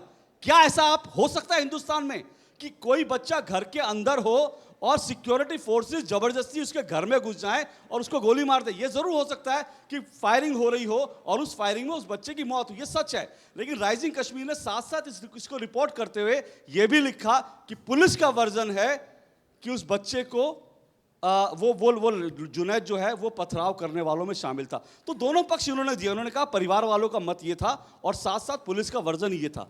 लेकिन कश्मीर के जो बाकी कई अखबार थे जो मैंने तमाम खंगाले, उनमें कहीं पर भी सिक्योरिटी फोर्सेस का वर्जन नहीं था और सब जगह ये रिपोर्ट किया गया था कि सिक्योरिटी फोर्सेस वाले अंदर घुसे और जुनैद को गोली मार दी। अगर ये सच है, मैं कहता हूं, तो क्या उन अखबारों ने आज इसको फॉलो अप स्टोरी करी? अगर ये ऐसा था तो मैं कहता हूं अगर कोई सिक्योरिटी फोर्सेस का ऐसा आदमी है राक्षस किस्म का कि जो किसी के घर में घुसकर एक निर्दोष बच्चे को मार देता है, तो उसके ऊपर इंक्वायरी बैठनी चाहिए, उसको सस्पेंड करना चाहिए। लेकिन उसके ऊपर आज तक मैंने उसके बाद दोबारा मैंने उसके ऊपर कोई फॉलो अप रिपोर्ट नहीं देखी। अगर ऐसा हुआ था तो क्या कश्मीरी अखबारों का यह फर्ज नहीं बनता था कि फॉलो अप स्टोरी करते, देखते, सच निकालते, सामने लाते, और वो जो सिक्योरिटी फोर्सेस वाला था जिसने घर में घुस के बच्चे को मार दिया उसके खिलाफ एक्शन होता। ये कश्मीरी अखबारों की जिम्मेदारी होती। लेकिन उन्होंने सिर्फ एक दिन छापा कि घर में घुस के मार दिया, और दिल्ली के कई बड़े बहुत सारे जो हमारे जो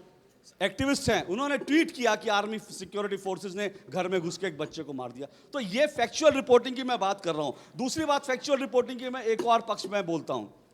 हम सबको पता ओमपुरी साहब का क्या हुआ। ओमपुरी साहब ने एक स्टेटमेंट दिया था, उसके बाद ओमपुरी साहब के ऊपर उनके खिलाफ FIR आया। ओमपुरी साहब ने क्या कहा था? ओमपुरी साहब ने बयान दिया था कि वो आर्मी वाला जवान आर्मी में करने क्या गया था, उसको तो पता मरना था। लेकिन कश्मीरी अखबारों ने क्या छापा, मैं आपको बताता हूं। कश्मीरी अखबारों ने छापा, भारत में जो लोग एंटी वॉर की बात कर रहे हैं उनके खिलाफ FIR दर्ज की जा रही है। ओमपुरी साहब का क्या ओमपुरी ने एंटी वॉर बोला था इसलिए FIR हुई, या ओमपुरी ने एक शहीद जवान का अपमान किया था इसलिए FIR हुई? तो ये फैक्चुअल रिपोर्टिंग है क्या? मैं ऐसे आपको बहुत सारे उदाहरण दे सकता हूं। फैक्चुअल रिपोर्टिंग में मैं आपको बहुत सारे उदाहरण, एक नहीं, एक और छोटी सी बात बताता हूं। ये टर्मिनोलॉजी की बात है, बिल्कुल ठीक है, मैं इस बात से एग्री करता हूं कि आप आतंकवादी लिखते हैं, कि आप किसी को मिलिटेंट लिखते हैं। मैंने कश्मीरी अखबारों में आज तक मिलिटेंट टेररिस्ट शब्द का इस्तेमाल नहीं देखा। ना मैंने सैयद सलाउद्दीन के लिए देखा, ना मैंने हाफिज सईद के लिए देखा। लेकिन इन्हीं कश्मीरी अखबारों में 2004 की शायद बात है, मेरे पास वो अखबार रखा हुआ है। 2004 में एक आर्टिकल छपा था ग्रेटर कश्मीर में, और उसके अंदर लिखा था कि हिंदुस्तान का सबसे बड़ा टेररिस्ट परिवार ठाकरे परिवार है।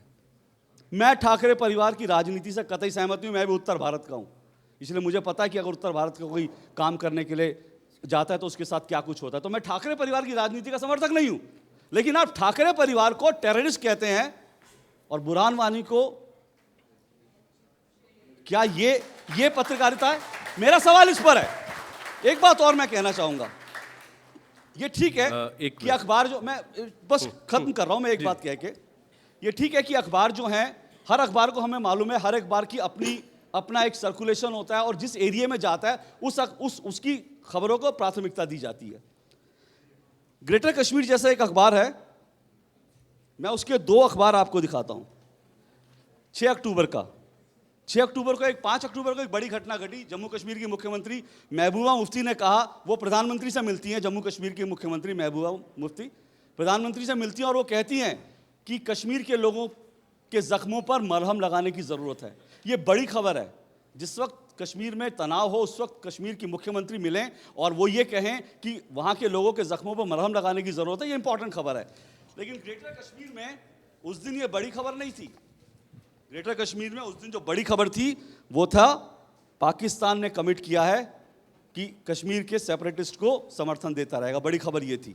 मैं पूछ रहा हूँ ये कहाँ का अखबार है? लेकिन बड़ी दिलचस्प बात है कि उसी दिन का ग्रेटर कश्मीर जो जम्मू का था, वो प्रधानमंत्री नरेंद्र मोदी की खबर छापता है बड़े पेज पर कि प्रधानमंत्री ने कहा कि सर्जिकल स्ट्राइक को लेकर हिस्टीरिया नहीं क्रिएट करना चाहिए। तो आप क्या ये साबित करना चाहते हैं कि कश्मीर में रहने वाले लोग पाकिस्तान की खबर पढ़ना चाहते हैं, पाकिस्तान के प्रधानमंत्री को फॉलो करना चाहते हैं, और जम्मू के लोग भारत के प्रधानमंत्री को आप ये तस्वीर देना चाहते हैं? मैं इसकी बहुत सारी व्याख्याएं कर सकता हूं, क्योंकि इसमें एक और बड़ी खबर थी। क्योंकि एक छोटी सी बात करके मैं अंत करता हूं। आपको मालूम है कि जब ये सर्जिकल स्ट्राइक हुई तो सर्जिकल स्ट्राइक को लेकर पाकिस्तान के जितने बयान आए जिसमें यह कहा गया कि सर्जिकल स्ट्राइक भारत की फर्जी है, मैंने कश्मीरी अखबारों की फ्रंट पेज पे वो खबर देखी।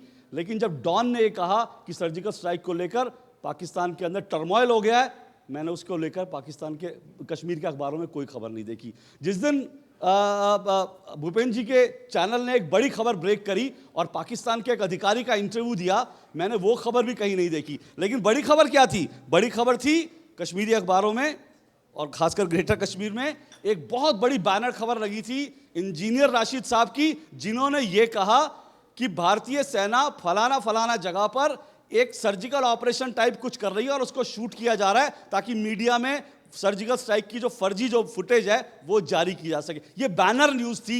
अब आप बताइए, जिस वक्त हिंदुस्तान में बहस चल रही थी कि सर्जिकल स्ट्राइक हुई है कि नहीं हुई है, सरकार उसका क्या वीडियो फुटेज लाने वाली है, उस वक्त इंजीनियर राशिद का ये बयान आता है तो जाहिर तौर पर मंशा साफ थी, दिमाग में ये था कि अगर इंडिया कभी लाता है, इस तरह की फुटेज देता है, तो ये इंजीनियर राशिद साहब की खबर दे देंगे पहले ही कि इंजीनियर राशिद साहब ने तो पहले ही कहा था कि भारतीय सेना जो है फर्जी शूट कर रही है, जिसको बाद में दे दिया जाएगा। तो इस तरह की जो कुछ हो रहा है ये देखने की ज़रूरत है और अंदर झांकने की ज़रूरत है। और मैं बिल्कुल सहमत हूँ इस बात से भी कि भारतीय जो नेशनल मीडिया है वहाँ भी बहुत प्रॉब्लम है। इस तरह से आप जंग छिड़वा करके और इस तरह से आप कश्मीर के लोगों को बिल्कुल नज़रअंदाज करके अगर आप सोचोगे कश्मीर को आप प्रॉब्लम सॉल्व करोगे, वो नहीं होगा। बहुत सारी बातें, लेकिन समय इतना ही। आकाश, मैं चाहूँगा बात आगे। हम सब पल दो पल के शायर हैं, आगे की जो कहानी है वो आप सबको लिखनी है, इसीलिए कश्मीर की पूरी कॉम्प्लेक्सिटी को समझ ले। एक चीज़ और बोल दूं, शुजात जी को यहाँ बहुत सारी चीज़ें बोल सकते हैं, उनको गुस्सा कर सकते हैं और आपको शायद लगे शायद आपको लगे कि आपने डिबेट में हरा दिया शुजात जी को, लेकिन शुजात जी जो कश्मीर से आए हैं तो एक जो अंडरस्टैंडिंग उनकी है उसको भी समझिए। अपने दिमाग में उस बच्चे को भी रखिए जो 100 दिन से ज़्यादा से स्कूल नहीं गया है। ये सोच के थोड़ा सा इसको आगे बढ़ा लो ताकि ये और बहस बड़ी हो सके।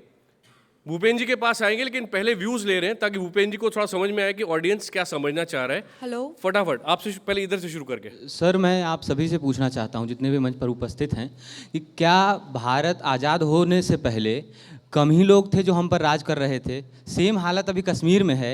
एक व्यक्ति उठा, गांधी, और पूरे भारत को आज़ाद करवा दिया। तो क्या कोई ऐसा कश्मीर से उठ नहीं सकता कि पूरे कश्मीर को सही बना दे? ये आप सबसे है। अच्छा, और पीछे और व्यूज़ ले लें पहले व्यूज़ ले लें सारे। ओके, वेट नहीं, सबसे पीछे। हेलो, आई एम स्मृति संधू हाँ, from Delhi University, Faculty of Law. Ji. My question is to Bhupendra Chaubey sir. Sir, I'm a huge fan of yours. And my question is that how responsible is media? I mean, one newspaper or one news channel, it reaches millions of people and is very influential in shaping young minds. And there was this newspaper, I'm sorry I forgot the name, but that read, Burhan Burhan कैसे बना? वो घर गया, उसने देखा कि भैया नहीं रहे, तो जो उसने किया मीडिया उसको जस्टिफाई कर रही है। मतलब इज इट लाइक कि हमारी कंट्री में ये लॉ होना चाहिए, आई फॉर एन आई, हम सऊदी अरेबिया बन जाए? मतलब what is the media trying to do? वो एक टेररिस्ट के साथ नेशनल सॉलिडारिटी बिल्ड करने की कोशिश कर रही है। To more views.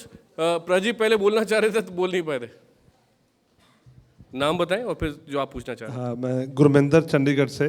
बुरहान की बात हो रही है बहुत देर से, क्योंकि पंजाब ने जो झेला है टेररिज्म, वो भी आई थिंक 30 ईयर्स मैं खुद पाट रहा हूँ, मैंने भी झेला। मुझे पुलिस खुद उठा के ले गई थी सस्पेक्ट के तौर पे। 3 दिन रहा हूँ, टॉर्चर हुआ हूँ, बाद में पता चला कि ये इनोसेंट है। तो मैंने उसके बाद अपने बाल कटवाए एंड फर्दर मेरी स्टडीज़ हुई। उसके बाद मैं जर्नलिस्ट बना। तो ये बातें ज़्यादा देर रिवील नहीं, मतलब छुपा के भी नहीं रख सकते, बाहर तो आनी है कि जो कश्मीर आज झेल रहा है वो पंजाब ने झेला है। शाहरुख खान फिल्म बना रहा है कि I am mister Khan, I am not terrorist, लेकिन हमने तो उससे भी ज़्यादा झेला है। हमको तो सिर्फ आप देख के ही पहचान सकते हैं कि ये सरदार है, ये टेररिस्ट है। हमने उससे ज़्यादा बड़ा झेला है। लेकिन जो बात यह है कि बुरहान किस सोशल एलिमेंट ने बनाया या पॉलिटिकल एलिमेंट ने बनाया। पंजाब में भिंडरावाला वैसा ही बड़ा नाम था। भिंडरावाला को कोई नहीं जानता था, लेकिन एक भाखड़ा जो नहर का मुद्दा चल रहा है उसके ऊपर कपूरी पे एक मोर्चा लगा हुआ था कि पंजाब वाले नहर नहीं बनने देंगे। वो जब मोर्चा फेल हो गया तो एक भिंडरावाला का धर्म युद्ध मोर्चा चल रहा था, उन्होंने उसको धर्म युद्ध मोर्चे के साथ जोड़ दिया। वो धर्म के साथ बात जुड़ के वो लोग ज़्यादा जुड़ गए और वो मोर्चा बन गया कि हाँ जी नहर बनने नहीं देनी, और भिंडरावाला एकदम से हीरो बन गया। लेकिन बाद में उसको एक वेपन के तौर पे यूज़ करके गवर्नमेंट ने उसको फैसिलिटेट किया कि वो गोल्डन टेम्पल में जाए, और गोल्डन टेम्पल पे अटैक हुआ, ब्लू स्टार हुआ। उसके बाद अभी 31 अक्टूबर आ रहा है, हमने देखा कि जो अशोक भाई बोल रहे थे कि पुलिस और घर में जाके लोगों को कैसे मारती है, वो 84 सबको याद है। 33 साल हो गए, कितने सरदार मरे हैं, कितने लोग मरे हैं यहीं दिल्ली में कोई बोल नहीं सकता। शॉर्ट में आपने खत्म कर मिलिटेंसी रहा हूं, देखी खत्म है, कर रहा हूं। कश्मीर के लिए होप है आपको? कश्मीर के लिए होप की बात ये कर रहा हूं कि IBN 7 के एक रिपोर्टर थे जो पहले जी में हुआ करते थे, उन्होंने अपनी नौकरी छोड़ी ये बोल के कि मुझे एडिटोरियल मैनेजमेंट ये बोल रहे हैं कि फाइल है story against Burhan, a fabricated story, but he resigned. जी के थे? नहीं, वो IBN 7 में थे तब या जी में थे? जी में थे। तो ये चीजें तो हमारे सामने ही हैं। इसके ऊपर मैं ये नहीं कह, आप अपना मीडिया का पल्ला नहीं झाड़ सकते। ठीक है, ओके। अब वो व्यक्ति जो दीदी और मोदी पक्ष विपक्ष और यूपीए एनडीए के बीच में टाइट रोप बैलेंसिंग करते हैं, भूपेन जी। शुक्रिया आकाश। सबसे पहले माफ़ी चाहूँगा कि लेट हो गया। यहाँ पर हम लोग बड़े ज्वलंत मुद्दों पर बड़ी गहन चर्चा कर रहे हैं और ज़ाहिर तौर पे इमोशंस बड़े हाई होते हैं, लेकिन दिल्ली में बाहर लोग बड़े सेलिब्रेटरी मूड में हैं, तो सड़कें पूरी जैम हैं क्योंकि दिवाली के पहले का वीकेंड है और लोग ख़रीदारी कर रहे हैं। बाकी जो कुछ देश में हो रहा है वो चलते रहेगा। काफ़ी बातें सुनी, शायद मैं पहले के जो पैनलिस्ट थे उनकी बातें मैं नहीं समझ पाया, लेकिन जो मूल भाव जो मुझे समझ में आ रहा है यहाँ पे लोगों से, और जो सवाल भी उन्होंने पूछा लॉ फैकल्टी की स्टूडेंट ने, वो ये है कि साहब ये आज निर्धारित कर दिया जाए कि मीडिया की भूमिका, मीडिया का स्वरूप कश्मीर के कॉन्टेक्स्ट में क्या है। क्या हम एक सकारात्मक भूमिका निभा रहे हैं, हम एक नकारात्मक भूमिका निभा रहे हैं, हम TRP के चक्कर में, आगे बढ़ने के चक्कर में हमारा चैनल नंबर 1 हो, नंबर 2 हो, इस हिसाब से हम चल रहे हैं, कि क्या हम वाकई, जिस शब्द का आपने प्रयोग किया कि is media responsible, are we really doing our job responsibly? So the short answer to that, at least in the context of large sections of national media, no, we are not being responsible, and I have no shame or embarrassment in saying that very, very clearly. लेकिन इसको कहने के बाद मुद्दा ये है कि हम मान लीजिए अपनी विचारधारा बदल दें, हम अपना स्टाइल बदल दें। बुरहान वानी का बार बार जिक्र हो रहा है, मैं कहता हूँ यहाँ पे जितने इस पैनल पे जितने लोग बैठे हैं, हम डेली कहते हैं कि वो आतंकवादी था, आतंकवादी था, आतंकवादी था, डेली बोलते हैं। चलिए, उससे मुद्दा सुलझ जाएगा। अगर हम ये बोलें कि नहीं साहब बिल्कुल 100 बच्चे मर गए, 90 बच्चे मर गए जिनका जिक्र शुजात ने किया, हम डेली उस पर स्टोरी करें, हम डेली उस पर कवरेज करें, क्या उससे मुद्दा सुलझ जाएगा? मैं ये पूछना चाहता हूँ आप सब लोगों से यहाँ पे कि क्या हम लोग ये सोच रहे हैं कि मुद्दा क्या है? क्या ये मुद्दा मीडिया ने क्रिएट कर दिया है? क्या ये मुद्दा सरकार ने क्रिएट कर दिया है? क्या ये मुद्दा वहाँ पे जो लोग हैं, जो बाशिंदे हैं, जो कश्मीरी लोग हैं, उन लोगों ने क्रिएट कर रखा है? इस साल के शुरू में जब हम लोग श्रीनगर जाते थे तो मतलब मैं जनवरी, फरवरी, मार्च तक ऐसा लग रहा था कि सब कुछ बड़ी सुचारू रूप से चल रहा है। हम लोग छुट्टी मनाने के लिए सोच रहे थे, हम लोग मार्च के महीने में कि कश्मीर जाएंगे, छुट्टियों पे जाएंगे, हमारे दफ्तर से बड़े लोग आ जा रहे थे। यकायक ये सब क्या हो गया? क्या ये was this like slow fire which was burning for a while and suddenly it exploded? Or were things, were all telltale signs there and they were being ignored? तो मेरा कहना ये है कि आप सब लोग उस दिशा में अगर सोचें कि क्या इस दिशा में जो कुछ आज आप देख रहे हैं, क्या उसके साइंस थे, और मीडिया ने उन साइंस को पढ़ने में या न पढ़ने में उन्होंने क्या भूमिका निभाई। अब मैं आपको एक छोटा सा उदाहरण दूं। कल मैं एक लेख पढ़ रहा था एक मैगजीन में, बहुत चर्चित एक जो इस देश के एंकर हैं और वो permanent elephant in the room है। जब भी मीडिया पे चर्चा होती है, मैं बड़ी जगह जाता हूँ ऐसे प्लेटफॉर्म्स पे, और वो नहीं होते जाहिर तौर पे कहीं भी, लेकिन उनके बारे में हमेशा चर्चा होती है, तो फिर why should we make an exception? तो उस लेख में मैंने उन्होंने खुद अपनी ज़बान में उन्होंने कहा हुआ था, तो उन्होंने कहा कि साहब पत्रकारिता के साथ आजकल दिक्कत ये है कि एक स्कूल है जर्नलिस्ट का जो कि हमेशा ग्रे एरिया में रहने की बात करते हैं। वो क्या सच है क्या झूठ है इसकी बात नहीं करते, वो कहते हैं साहब हम तो ग्रे एरिया में रहेंगे। वो कहते हैं मेरे मुताबिक कुछ ऐसा ग्रे है ही नहीं। तो जो लोग ग्रे की बात करते हैं वो सब बेवकूफ़ हैं, वो पत्रकारिता ही नहीं है। सही कह रहे हैं, अब देखिए। सो बिल्कुल बिल्कुल, आपका ओपिनियन है, आपका ओपिनियन है, वो आपका ओपिनियन है। मैं इसलिए मैं जानबूझ के रख रहा हूँ ये बातें, क्योंकि मैं जानता हूँ।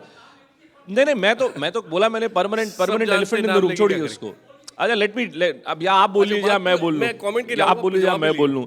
यही कश्मीर का भी जो डिबेट हो रहा है ना, वो देखिए इसी प्रकार से हो रहा है जैसे भाई साहब ने भी कहा। सुन लीजिए बात, हम सुनने को तैयार नहीं है। It's not a cricket match folks. India Pakistan relations, war is not cricket.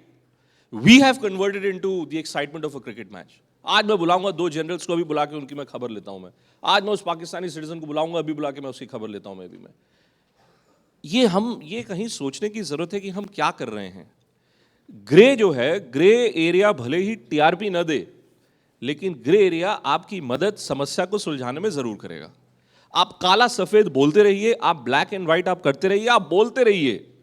अरे साहब, क्या मैं दाऊद इब्राहिम को क्या हम डेली हम आतंकवादी नहीं बोलते? क्या कर लिया हमने, पकड़ लिया हमने उसको? क्या ऐसी क्या स्टोरी है दाऊद से रिलेटेड जो हमारे देश में न हुई हो? उसका पासपोर्ट, उसका एड्रेस, मतलब it literally became a joke.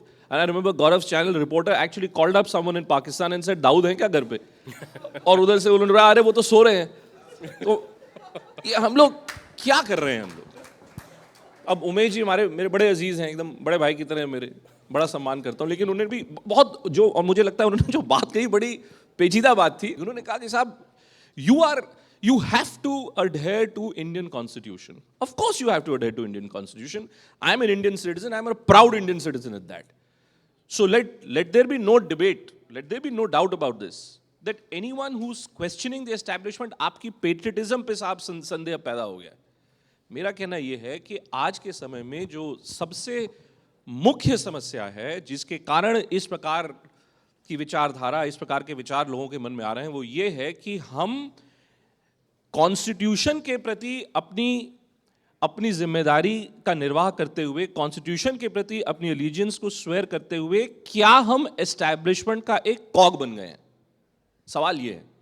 हम कॉन्स्टिट्यूशन के प्रति बिल्कुल जिम्मेदारी दिखाते हैं अपनी, लेकिन अगर हम उसी लाइन को, उसी थिंकिंग को हम इस नजरिए पे ले जाएं कि अब हम एस्टैब्लिशमेंट को तो हम क्वेश्चन करेंगे ही नहीं, हम वहां पे समस्या है।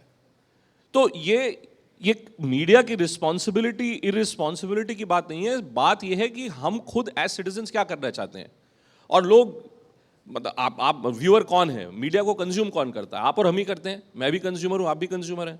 मैं तो हर जगह ये बात पूछता हूं कि साहब मुझको ये बताइए कि अगर मीडिया ही सबसे बड़ी दिक्कत मीडिया ही है, मान लीजिए इस देश में, बंद कर दो मीडिया को। मैं कहता हूं कि भाई अगर इतनी बड़ी, all of us are such big culprits, कि सब गलती मीडिया की है, सब गलती उस पत्रकार की है। आप लोगों को पता नहीं है, मैं एक we are all, we are ultimately it's a corporate business as well, let's be clear, उसमें कोई शक की बात कोई नहीं होनी चाहिए। बहुत से ऐसे बड़े यंग माइंड्स हैं जो कि इस प्रोफेशन में आना चाहते हैं और बड़ी उत्सुकता के साथ, एक्साइटमेंट के साथ काम करना चाहते हैं। मेरी टीम में जब कोई यंग रिपोर्टर आके मुझे कोई बढ़िया स्टोरी के बारे में कुछ बताता है, तो मैं देखता हूँ the fire in his eye और her eye. I don't want to do anything which will kill that fire, and my biggest fear is that by attempting to create media into an India-Pakistan war kind of cricket match kind of an excitement, by describing the element of grey, सच और झूठ के बीच की का जो फासला है उसको खत्म ही कर दें हम बिल्कुल, हम सबसे बड़ी डिससर्विस करेंगे अगर हम अपना माइंड ही बंद कर देंगे। हम अगर अपने दिमाग की परतों को खोलना बंद कर देंगे, सब कुछ हम ये कहेंगे साहब तुम गलत हो, तुम सही हो, तो मसला कहीं आगे जाने वाला नहीं है।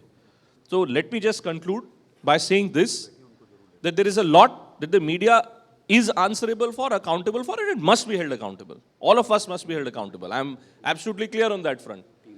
लेकिन कहीं ना कहीं आप जिम्मेदार नागरिकों को भी ये सोचना चाहिए कि चूंकि आप लोग भी पब्लिक डिस्कोर्स में भागीदारी हैं, भागीदारी आप लोगों की, किस किस्म की भागीदारी आप लोग निभा रहे हैं, किस डायरेक्शन में डिस्कोर्स आप लोग ले जाना चाहते हैं, जिससे आने वाले समय में हमारे बच्चे जो ग्रो करेंगे, हम क्या चाहते हैं, वो एक पीसफुल एनवायरनमेंट में ग्रो करें कि वो एक वायलेंट एनवायरनमेंट में ग्रो करें।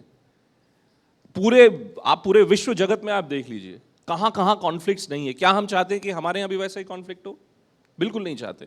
तो चाहे वो कश्मीरी पंडित हो या जो आज के समय में जो घाटी में हो रहा है, दोनों के खिलाफ इंजस्टिस हो रहा है, बिल्कुल हो रहा है। और मैं इस बात से भी बिल्कुल सहमत हूं कि कश्मीरी पंडितों की बातों को नहीं रखा गया है मीडिया में, जिस प्रकार से रखा जाना चाहिए था बिल्कुल नहीं रखा गया है। अच्छा, अब वो क्यों नहीं रखा गया वो एक अलग विषय है, लेकिन आप लोग सोचिए, हमें आप ब्लेम कर लीजिए, लेकिन आप लोग सोचिए कि आप लोग किस डायरेक्शन में डिस्कोर्स ले जाना चाहते हैं। मेरी कोशिश ये है कि सारे तरह के व्यूज़ आ सकें। उमेश जी के पास भी आएंगे, लेकिन टीना यहाँ पे बैठी है और साथ ही साथ सुशील पंडित जी भी हैं। जल्दी से अगर माइक यहाँ पर ला सकें, और मैं आप सबके व्यूज़ के लिए आगे आऊँगा। हिंदुस्तान के टेलीविज़न के सबसे लोकप्रिय चेहरों में से एक निधि कुलपति अगले कमेंट्स का जवाब देंगी। उसके लिए पहले टीना जी के पास आगे।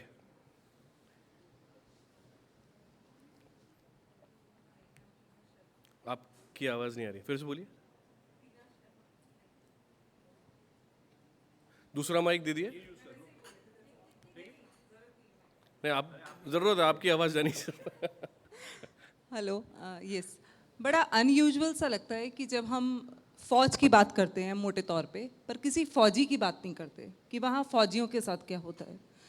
मेरे हस्बैंड 2002 से 2006 तक वैली में पोस्टेड थे, he is a black commando.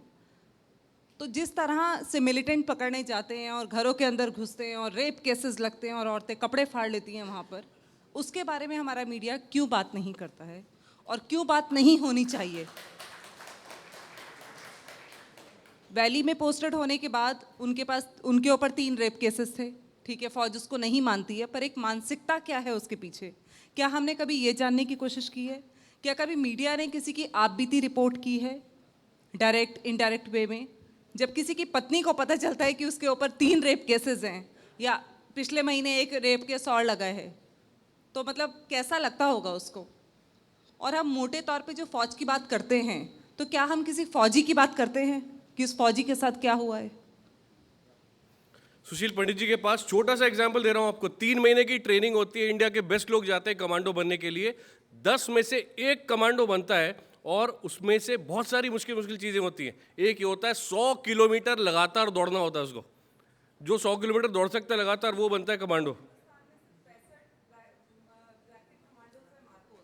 सिर्फ 65 हैं, उनमें से my husband is one of them, और वो जॉइंट डायरेक्टर है मिनिस्ट्री ऑफ डिफेंस में। तो बड़ा दुख लगता है कि और उसके देश ऊपर सेवा में इस क्या तरह मिल का रहा आरोप है अगर हमें। लगे। जी बिल्कुल। और कई आर्मी ऑफिसर्स और जवान के करियर खराब हुए कश्मीर में। सुशील जी। धन्यवाद आकाश, थैंक यू।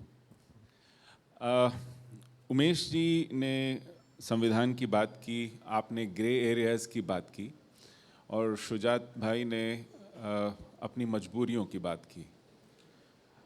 कश्मीर में धारा 370 लगी है। मैं एक तथ्य देना चाहता हूँ। उस धारा के तहत भारत का कोई भी नागरिक जो जम्मू कश्मीर का परमानेंट सिटीजन नहीं है, वो वहाँ जा कर के वहाँ अपनी अचल संपत्ति नहीं ले सकता, वहाँ नौकरी नहीं कर सकता, सरकारी महकमे में वहाँ सरकार की सुविधाएं नहीं ले सकता, वहाँ वोट नहीं डाल सकता। लेकिन कश्मीर के मीडिया पर भी एक धारा 370 है। कश्मीर के स्थानीय मीडिया तंत्र में शेष भारत से आकर के कोई पत्रकार वहां काम करता हो, ऐसा बहुत बड़ा अपवाद है। देश भर में, हर शहर में, भारत भर से पत्रकार आते जाते हैं, काम करते हैं। श्रीनगर में एक क्लिक है, एक कबाल है, वहां शेष भारत से जाकर के पत्रकार काम नहीं कर पाते, नहीं करते, नहीं रह करके काम होता उनका। और मैं आपको एक छोटा सा तथ्य ये देना चाहूँगा कि जब जी को कश्मीर के विषय में एक स्टोरी करनी थी, उन्होंने वहाँ अपने स्थानीय पत्रकार तंत्र को उससे अनभिज्ञ रखा। उन्होंने सुदूर क्षेत्रों में एक नई टीम दिल्ली से भेजी जो वहाँ से इंटरव्यूज़ करके आई, उसे उन्होंने कश्मीर का सच के तौर पे चलाया। और मैंने उनसे पूछा कि इसमें आपके कश्मीर का मीडिया टीम का कोई आदमी नहीं था, तो उन्होंने कहा भाई आप क्या बात कर रहे हो, हमने तो उनको भनक तक नहीं लगने दी कि हम वहाँ जा रहे हैं, वरना जाना मुश्किल हो जाता। मैं दूरदर्शन के कुछ पत्रकारों के हवाले से बिना नाम लिए कहना चाहता हूँ कि जब वो वहाँ जाते हैं, वो बताते हैं कि वहाँ के तंत्र में किस तरह की घुसपैठ है, किस तरह के दबाव हैं और उन्हें किन दबावों के अंदर काम करना पड़ता है। जिस तरह इंडियन स्टेट ने रिसीड किया है वहाँ के एडमिनिस्ट्रेशन से, वहाँ के एजुकेशन सिस्टम से, वहाँ की इवन जुडिशरी में, बार काउंसिल में, वकालत में, उसी तरह वहाँ के मीडिया में भी एक कंप्लीट कंसेशन है और टोटल ह्यूरिटाइजेशन है वहाँ के मीडिया का। छोटा सा जवाब ले लूं मैं शुजात जी से? मैं क्या अभी स्थिति पूरा बदल कर लूं, सकती है? ठीक। मैं अभी पूरा कर लूं, क्योंकि उन्होंने कुछ एग्जाम्पल्स दिए। उन्होंने ये एग्जाम्पल्स दिए कि उन्होंने इस खबर को चलाया, उस पन्ने पे चलाया, इतने कॉलम में चलाया, ये भी चलाया, वो भी चलाया। ऐसी रस्म अदायगी बहुत होती है, खबरें चलाई जाती हैं, लेकिन अखबार का एक स्टैंड होता है, उन खबरों पर एक स्पिन होता है, उसमें कुछ तथ्य दिए जाते हैं और कुछ नहीं दिए जाते हैं। उन तथ्यों को परोसने का एक तरीका होता है, उसकी एक भाषा होती है, और उस भाषा में ये साफ झलकता है कि आप क्या कहना चाह रहे हैं और आप ये क्या जतलाना चाह रहे हैं। कश्मीर के अखबारों का अगर आप आकलन करेंगे और वहाँ से आने वाली खबरों का जो देश शेष भारत में छपती हैं उनका आकलन करेंगे, तो आपको साफ एक लाइन नजर आएगी। शेष भारत में जो पत्रकारिता है वो मोनोक्रोमैटिक नहीं है, उसमें 10 डायमेंशंस हैं, उसमें एक दूसरे से इख्तलाफ है, और वहां आपको वैरायटी मिलेगी। कश्मीर से आने वाली रिपोर्टाज एब्सोल्युटली मोनोक्रोमैटिक है, उसमें कोई ब्लैक एंड व्हाइट भी नहीं है, निरा ब्लैक है, ग्रे की तो बात छोड़ दीजिए। तो ये इस वजह से है क्योंकि वहां शेष भारत से पत्रकारों की संख्या 1% नहीं है। जो 90 के दशक में कुछ थे वो कैसे भगाए गए, कैसे आतंकित किए गए, इसकी एक अपनी कहानी है। तो ये एक सिलसिला है, और ऐसे में कितनी मजबूरियां सच हैं और कितनी ओढ़ ली गई हैं, ये भी एक इशू है। ठीक है, आपने अपना मत रखा और गंभीर आरोप भी है। शुजात जी, ठीक है, पहले निधि बोले, उसके बाद Very good afternoon to all of you here. My pleasure to be a part of this conclave on Kashmir, media and terrorism. Kashmir से जो मेरा रिश्ता है 1979 से शुरू हुआ। वही हम लोग श्रीनगर गए थे, पहलगांव, गुलमर्ग के पराठे खाए थे, गुनगुनी धूप और वैसी यादें लेकर वापस आए। और हाल में मैं बीच में गई, इलेक्शंस कवर किया और पर्सनल हॉलीडेज़ के लिए हम लोग गए, काम के लिए गई। लेकिन हाल में मैं गई थी 8 जुलाई को। हम सबको वो 8 जुलाई की तारीख याद होगी, उस दिन क्या हुआ था। 11 जुलाई को मैं वापस आ गई थी। लेकिन इस बार जो मैं यादें लेकर आई थी वो ज़हनी तौर पर बहुत बहुत तकलीफ़ दे थी। क्यों तकलीफ़ दे थी ये मैं आपके सामने रखूँगी। जिस तरह से हमारे यहाँ कहा जाता है कि कभी आप किसी यात्रा के लिए जाएं तो बुलावा आता है, तो मेरे लिए अमरनाथ जी की यात्रा का बुलावा था एक तरह से। 8 तारीख को मैं फ़्लाइट से श्रीनगर पहुँची और श्रीनगर से पहलगांव का रास्ता 2 घंटे का है। अनंतनाग में मैं रुकी थी बीच में। अनंतनाग आप जानते हैं centre of the entire activity था उस दिन। वहाँ के जो DIG थे उनके पास 10 मिनट के विश्राम के लिए कहवा पीने के लिए रुकी थी। उन्होंने कहा, मैं अपने बेटे के साथ थी, उन्होंने कहा काफ़ी लंबा सफ़र है, 10 मिनट के लिए रुकिए और फिर आप चले जाइए पहलगांव। उनके पास उन 10 मिनट में फ़ोन आता है कि जैसे अधिकारियों के पास आप बैठते हैं, एज अ रिपोर्टर आता है कि अच्छा ये है, तो उन्होंने कहा अच्छा और फोर्सेस चाहिए, भिजवा देते हैं। तो ये उनकी बातचीत हुई और उसके बाद हमने और जनरल बातचीत की और मैं अपने रास्ते के लिए निकल गई। 1 घंटे बाद मैं पहलगांव पहुंची थी। पहलगांव पहुंची, जहाँ पे मैं रुकना था वहाँ रुके। उसके बाद एक छोटा सा शहर ही है पहलगांव, बस स्टैंड इलाका है, वहाँ पे हम रात में निकले। चांद निकला हुआ था, मस्जिद थी, कुछ फ़ोटोग्राफ्स क्लिक हुई। कुछ ज़्यादा महसूस उस समय हलचल हलबलाहट नहीं हो रही थी। तो हमारा ड्राइवर एक सरदार था और हम जब बाहर वॉक के लिए निकले तो उसके पास एक सरकारी मुलाजिम आया, उसके जानने वाला। उसने कहा कि यार हमारा एक जो दोस्त है ना, हमारा लड़का शहीद हो गया है। तो वो मुझे खटका कि क्या हुआ होगा। उसके बाद जितेंद्र सर आप आ गए, आप आइए। उस दिन फ़्लाइट में जितेंद्र सर भी थे। मैं बता दूं, जिस दिन मैं जा रही थी अपनी यात्रा के लिए 8 जुलाई को, तो ये जम्मू में उतरे थे और मैं श्रीनगर में उतरी थी। Sir please come in front. प्रेमों में राज्य मंत्री हमारे साथ हैं, उनका स्वागत कीजिए। और साहब इस समय में आए क्योंकि मैं कई चीज़ें अगर आपके कानों में पड़ेंगी तो मुझे बहुत अच्छा लगेगा। हम सबको ये बहुत समय मुझे ठीक मिला है। बहरहाल उसके बाद मैंने एक अधिकारी को फ़ोन करा कि मुझे अपनी यात्रा पंचतरणी के लिए हेलीकॉप्टर से लेनी चाहिए या नहीं लेनी चाहिए। तो जो हमारे पुलिस के अधिकारी थे उन्होंने कहा बिल्कुल आप जाइए। मैं अपनी यात्रा, अमरनाथ जी की यात्रा की, दर्शन किए। लेकिन जिस तरह से हम जानते हैं कि अगर हिंदू यात्रा करने जाते हैं तो जो यात्रा कराते हैं मुस्लिम समाज के भाई होते हैं। तो जो खच्चर वाला था उसने, मैं उससे बात करी थी, 17 साल का भूरी आंखों वाला लड़का। तो उसने मुझे कहा कि मैंने कहा कैसा चल रहा है, तुम पढ़ क्यों नहीं रहे हो, ये काम क्यों कर रहे हो? इससे नहीं भी छुट्टियाँ भी हैं और दूसरी बात यह यही कमाई का हमारा पूरा महीने होते हैं जब हम कमाते हैं अमरनाथ यात्रा में, लेकिन हमारा जो लड़का है ना वो शहीद हो गया। मैंने कहा अच्छा, तो उसने कहा वो सॉफ्टवेयर इंजीनियर था, आपको पता है? मैंने कहा कैसे था सॉफ्टवेयर इंजीनियर? उसने कहा कि भाई फ़ोन पे वीडियो डाल देता था। बहरहाल हम पहुँचे वापस, अपनी मेरी यात्रा बहुत अच्छी तरह संपूर्ण हुई। उसके बाद मैं पहलगाम पहुँची, एक दिन हमें रुकना पड़ा। रात के अंधेरे में मुझे पहली बार, मैं कम से कम 8-10 बार श्रीनगर कश्मीर गई हूँ, बहुत घूमी हूँ, रोड से श्रीनगर से करगिल तक गई हूँ, लेह लद्दाख तक गई हूँ, खारदुंगला पास, और जो हमारी कश्मीर की खूबसूरती है मैंने पुरसकून तौर पे महसूस की है। लेकिन इस बार की जो कैफियत थी वो मेरे जहन में थी, क्योंकि जिस तरह से मुझे रात के साए में काफ़िले में, गौरव आप समझ सकते हैं, आना पड़ा फोर्सेस के साथ, और मेरे पीछे पीछे हज़ारों लोगों यात्रियों का काफ़िला पहुंचा था श्रीनगर, और दूसरे दिन फ़्लाइट थी। वाकई में वो जो एहसास था वो बहुत सवाल मेरे जहन में खड़े कर गया। दिल्ली वापस आई, जर्नलिस्ट हैं, सोचा भाई ये कश्मीर का हाल ये क्यों हो गया ऐसे, क्यों मैं किसी को संपर्क नहीं कर पाई, क्यों हमारे पूरे संपर्क के साधन तोड़ने पड़े। उसके बाद आकर मैंने कुछ सोचा कि वाकई क्या कश्मीर के साथ हमारी इनजस्टिस हुई है, क्या हमने किया और क्या नहीं किया। तो एज अ जर्नलिस्ट मैंने कुछ रिसर्च की और ये जानना चाहा, क्योंकि हम लोग दिल्ली में जब बैठते हैं हम सोचते हैं कि कश्मीर में तो हम काफ़ी चीज़ें दे रहे हैं। उसके बाद मैं आगे जाऊंगी, तो मैंने पाया जो हमारी 2004 में प्रधानमंत्री JK रिकन्स्ट्रक्शन प्लान शुरू हुआ था, उसके लिए 24,000 करोड़ रुपए का आवंटन हुआ था।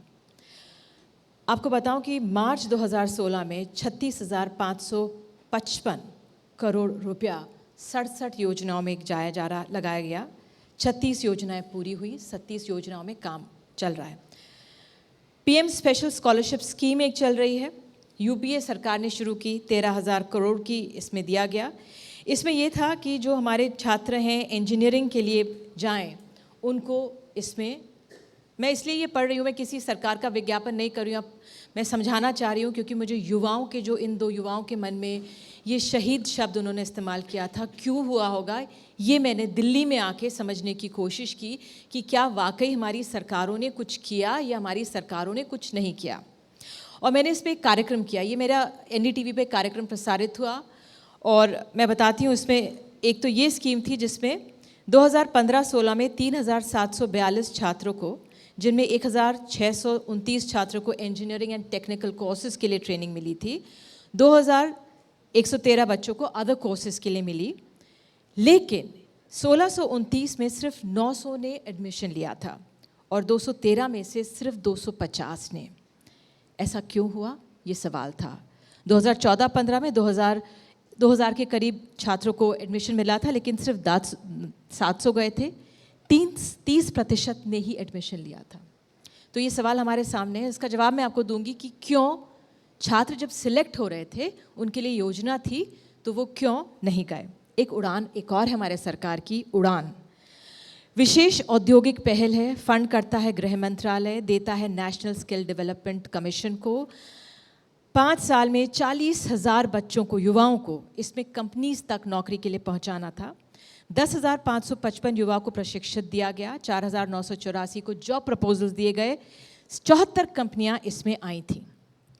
एक और स्कीम है हिमायत हमारे सरकार की, जो हमारी ये सरकार भी चला रही है, बेरोजगार युवाओं को। तो आप देखिए इसका दायरा, देखिए इन स्कीम्स का। हिमायत बेरोजगार युवाओं के लिए प्रशिक्षण था, जो बिल्कुल अकुशल युवा हैं कश्मीर के, उनके लिए 3 months ऑफ ट्रेनिंग थी और 1 साल की निगरानी भी थी कि वो अपना काम कर सकें उनकी जॉब पर।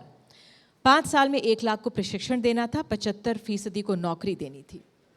उम्मीद एक और है हमारे ग्रामीण जम्मू कश्मीर के लोगों के लिए, जिसमें 66% ग्रामीण इलाका जो है जम्मू कश्मीर का, उसको कवर करना है। आजीविका देना था कि वो गरीबी से निकले। 5 साल में 750 करोड़ दिए गए। 2016-17 में जो ये सरकार आई, उसने 14 ब्लॉक्स शामिल किए, 35 ब्लॉक्स अब कुल मिलाकर हो गए, 9,498 सेल्फ हेल्प ग्रुप। लेकिन गलत क्या हुआ? क्या जब इतनी हमारी स्कीम्स थी, क्या इसमें जो हमारे छात्र थे, हमारे कश्मीर का विकास नहीं हो पाया? कुछ मैंने जो कार्यक्रम किया, लोगों को बुलाया, मेरे साथ कार्यक्रम में आए थे, उन्होंने ये कहा कि अगर हमें इंजीनियरिंग के कॉलेज में, जितेंद्र सर आप भी सुनिए, अगर इंजीनियरिंग की सीट थी तो हमें मेडिकल की दे दी गई। अगर पहले साल हमारी फ़ीस जो प्रधानमंत्री स्कॉलरशिप स्कीम में थी दी गई, उसके दूसरे तीसरे साल नहीं दी गई। इसलिए जो कुछ बच्चे गए वापस, उनमें एक ह्यूमिलिएशन था, उनमें एक परेशानी थी जो घाटी में जाके जुड़ी। अब मैं एक मसला जो सामने रखना चाहूँगी 2014 का, मैं वापस जाना चाहूँगी। 2014 में इलेक्शंस थे, यहाँ पे विधानसभा चुनाव का इलेक्शन होना था और यहाँ पर रिपोर्टिंग करनी थी। मैं ज्येष्ठा देवी गई थी। ज्येष्ठा देवी जो कश्मीरी पंडित हैं, ब्राह्मण हैं वहाँ पर जो रहते थे, उनकी देवी थी। श्रीनगर के अगर आप जाएंगे बॉलीवार्ड रोड उससे ऊपर है, बहुत कम लोग जानते होंगे ज्येष्ठा देवी के बारे में, खीर भवानी देवी का ही सबने नाम सुना होगा। वहाँ पे मैंने कश्मीरी पंडितों से उनकी परेशानियाँ जानी थी। वहाँ पर जो टपलू साहब थे, आप जानते होंगे कौन थे टपलू साहब, लोग नहीं जानते। यहाँ पर हम लोग इस तरह से लड़ाई कर रहे हैं कि आप फॉर और अगेंस्ट हैं, लेकिन शायद मैं बीच का रास्ता ले रही हूँ। टपलू साहब वो थे, शायद वो एक पहले हमारे ब्राह्मण बिल्कुल जिनको मारा गया था और जो पहले निकले और फिर उसके बाद जो स्थितियाँ आप लोग जानते होंगे, उनके बेटे वहाँ पे मौजूद थे। एनडीटीवी ने, और चैनल का नाम नहीं लूँगी, लेकिन मैंने अपने कार्यक्रम में अपने कश्मीरी पंडितों भाइयों की जो तकलीफ़ थी बताई थी। लेकिन साथ में मैं जो हमारा जम्मू कश्मीर का, हम लोग तो जो सैलानियों के तौर पे जाते हैं ना, आप लोग खुश हो जाते हैं, डल लेक जाएंगे, खिलनमर्ग, गुलमर्ग, पहलगांव जाके खुश होते हैं। लेकिन आप ये सोचिए कि जो वहाँ पे कश्मीरी अवाम, जो युवा रहता है, वो कहाँ, उसका एंटरटेनमेंट का साधन क्या है? तो एक डाउनटाउन एरिया कहा जाता है, वो फेमस है अपने स्टोन पेल्टर्स के लिए। तो राहुल जलाली शायद पिछले शो में यहाँ पे मौजूद थे, वो भी मेरे साथ 2014 के इलेक्शन में मौजूद थे और हम डाउनटाउन एरिया में गए। वहाँ पे मैंने छात्रों से बात की, अपना कार्यक्रम किया। तो वो छात्रों को मैंने इनवाइट किया था। तो उनका पहला सवाल, वो आए मेरे कार्यक्रम में, उन्होंने मुझसे पूछा कि आप हमारा पूरा कार्यक्रम रिले करेंगे? मैंने कहा बिल्कुल, हम पूरा कार्यक्रम आपका रिले करेंगे। और वो 4 छात्र आए थे, 3 लड़के थे, 1 लड़कियां थी, और वो ड्रग डी एडिक्शन सेंटर भी चल रहा था। कश्मीर की एक समस्या ड्रग्स की भी है, हम लोग उसको बिल्कुल कवर नहीं करते हैं, जानना भी नहीं चाहते उस बारे में, क्योंकि मैं बताऊंगी क्यों वो बहुत अहम है कि कैसे युवा वहाँ पे। तो बहरहाल मैं डाउनटाउन के लड़कों के बच्चों के बारे में बताना चाहती हूँ। वो आए मेरे से, वो मेरे से सिंस आजकल युवा हैं वो अंग्रेज़ी में कन्वर्सेशन करते हैं, तो we were talking in English. तो मैंने कहा देखिए ये तो बातचीत हो गई, I made you feel comfortable, लेकिन बात यह है कि अब मुझे अपना कार्यक्रम तो हिंदी में करना है, तो आप मेरे से हिंदी में बात कीजिए। So they refuse, they said no we will not speak with you in English, I mean with in Hindi.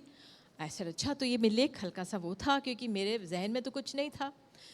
तो मैंने कहा अच्छा उर्दू में बात कीजिए। उर्दू में भी नहीं, कश्मीरी बात करेंगे, ऐसे कश्मीरी में कीजिए।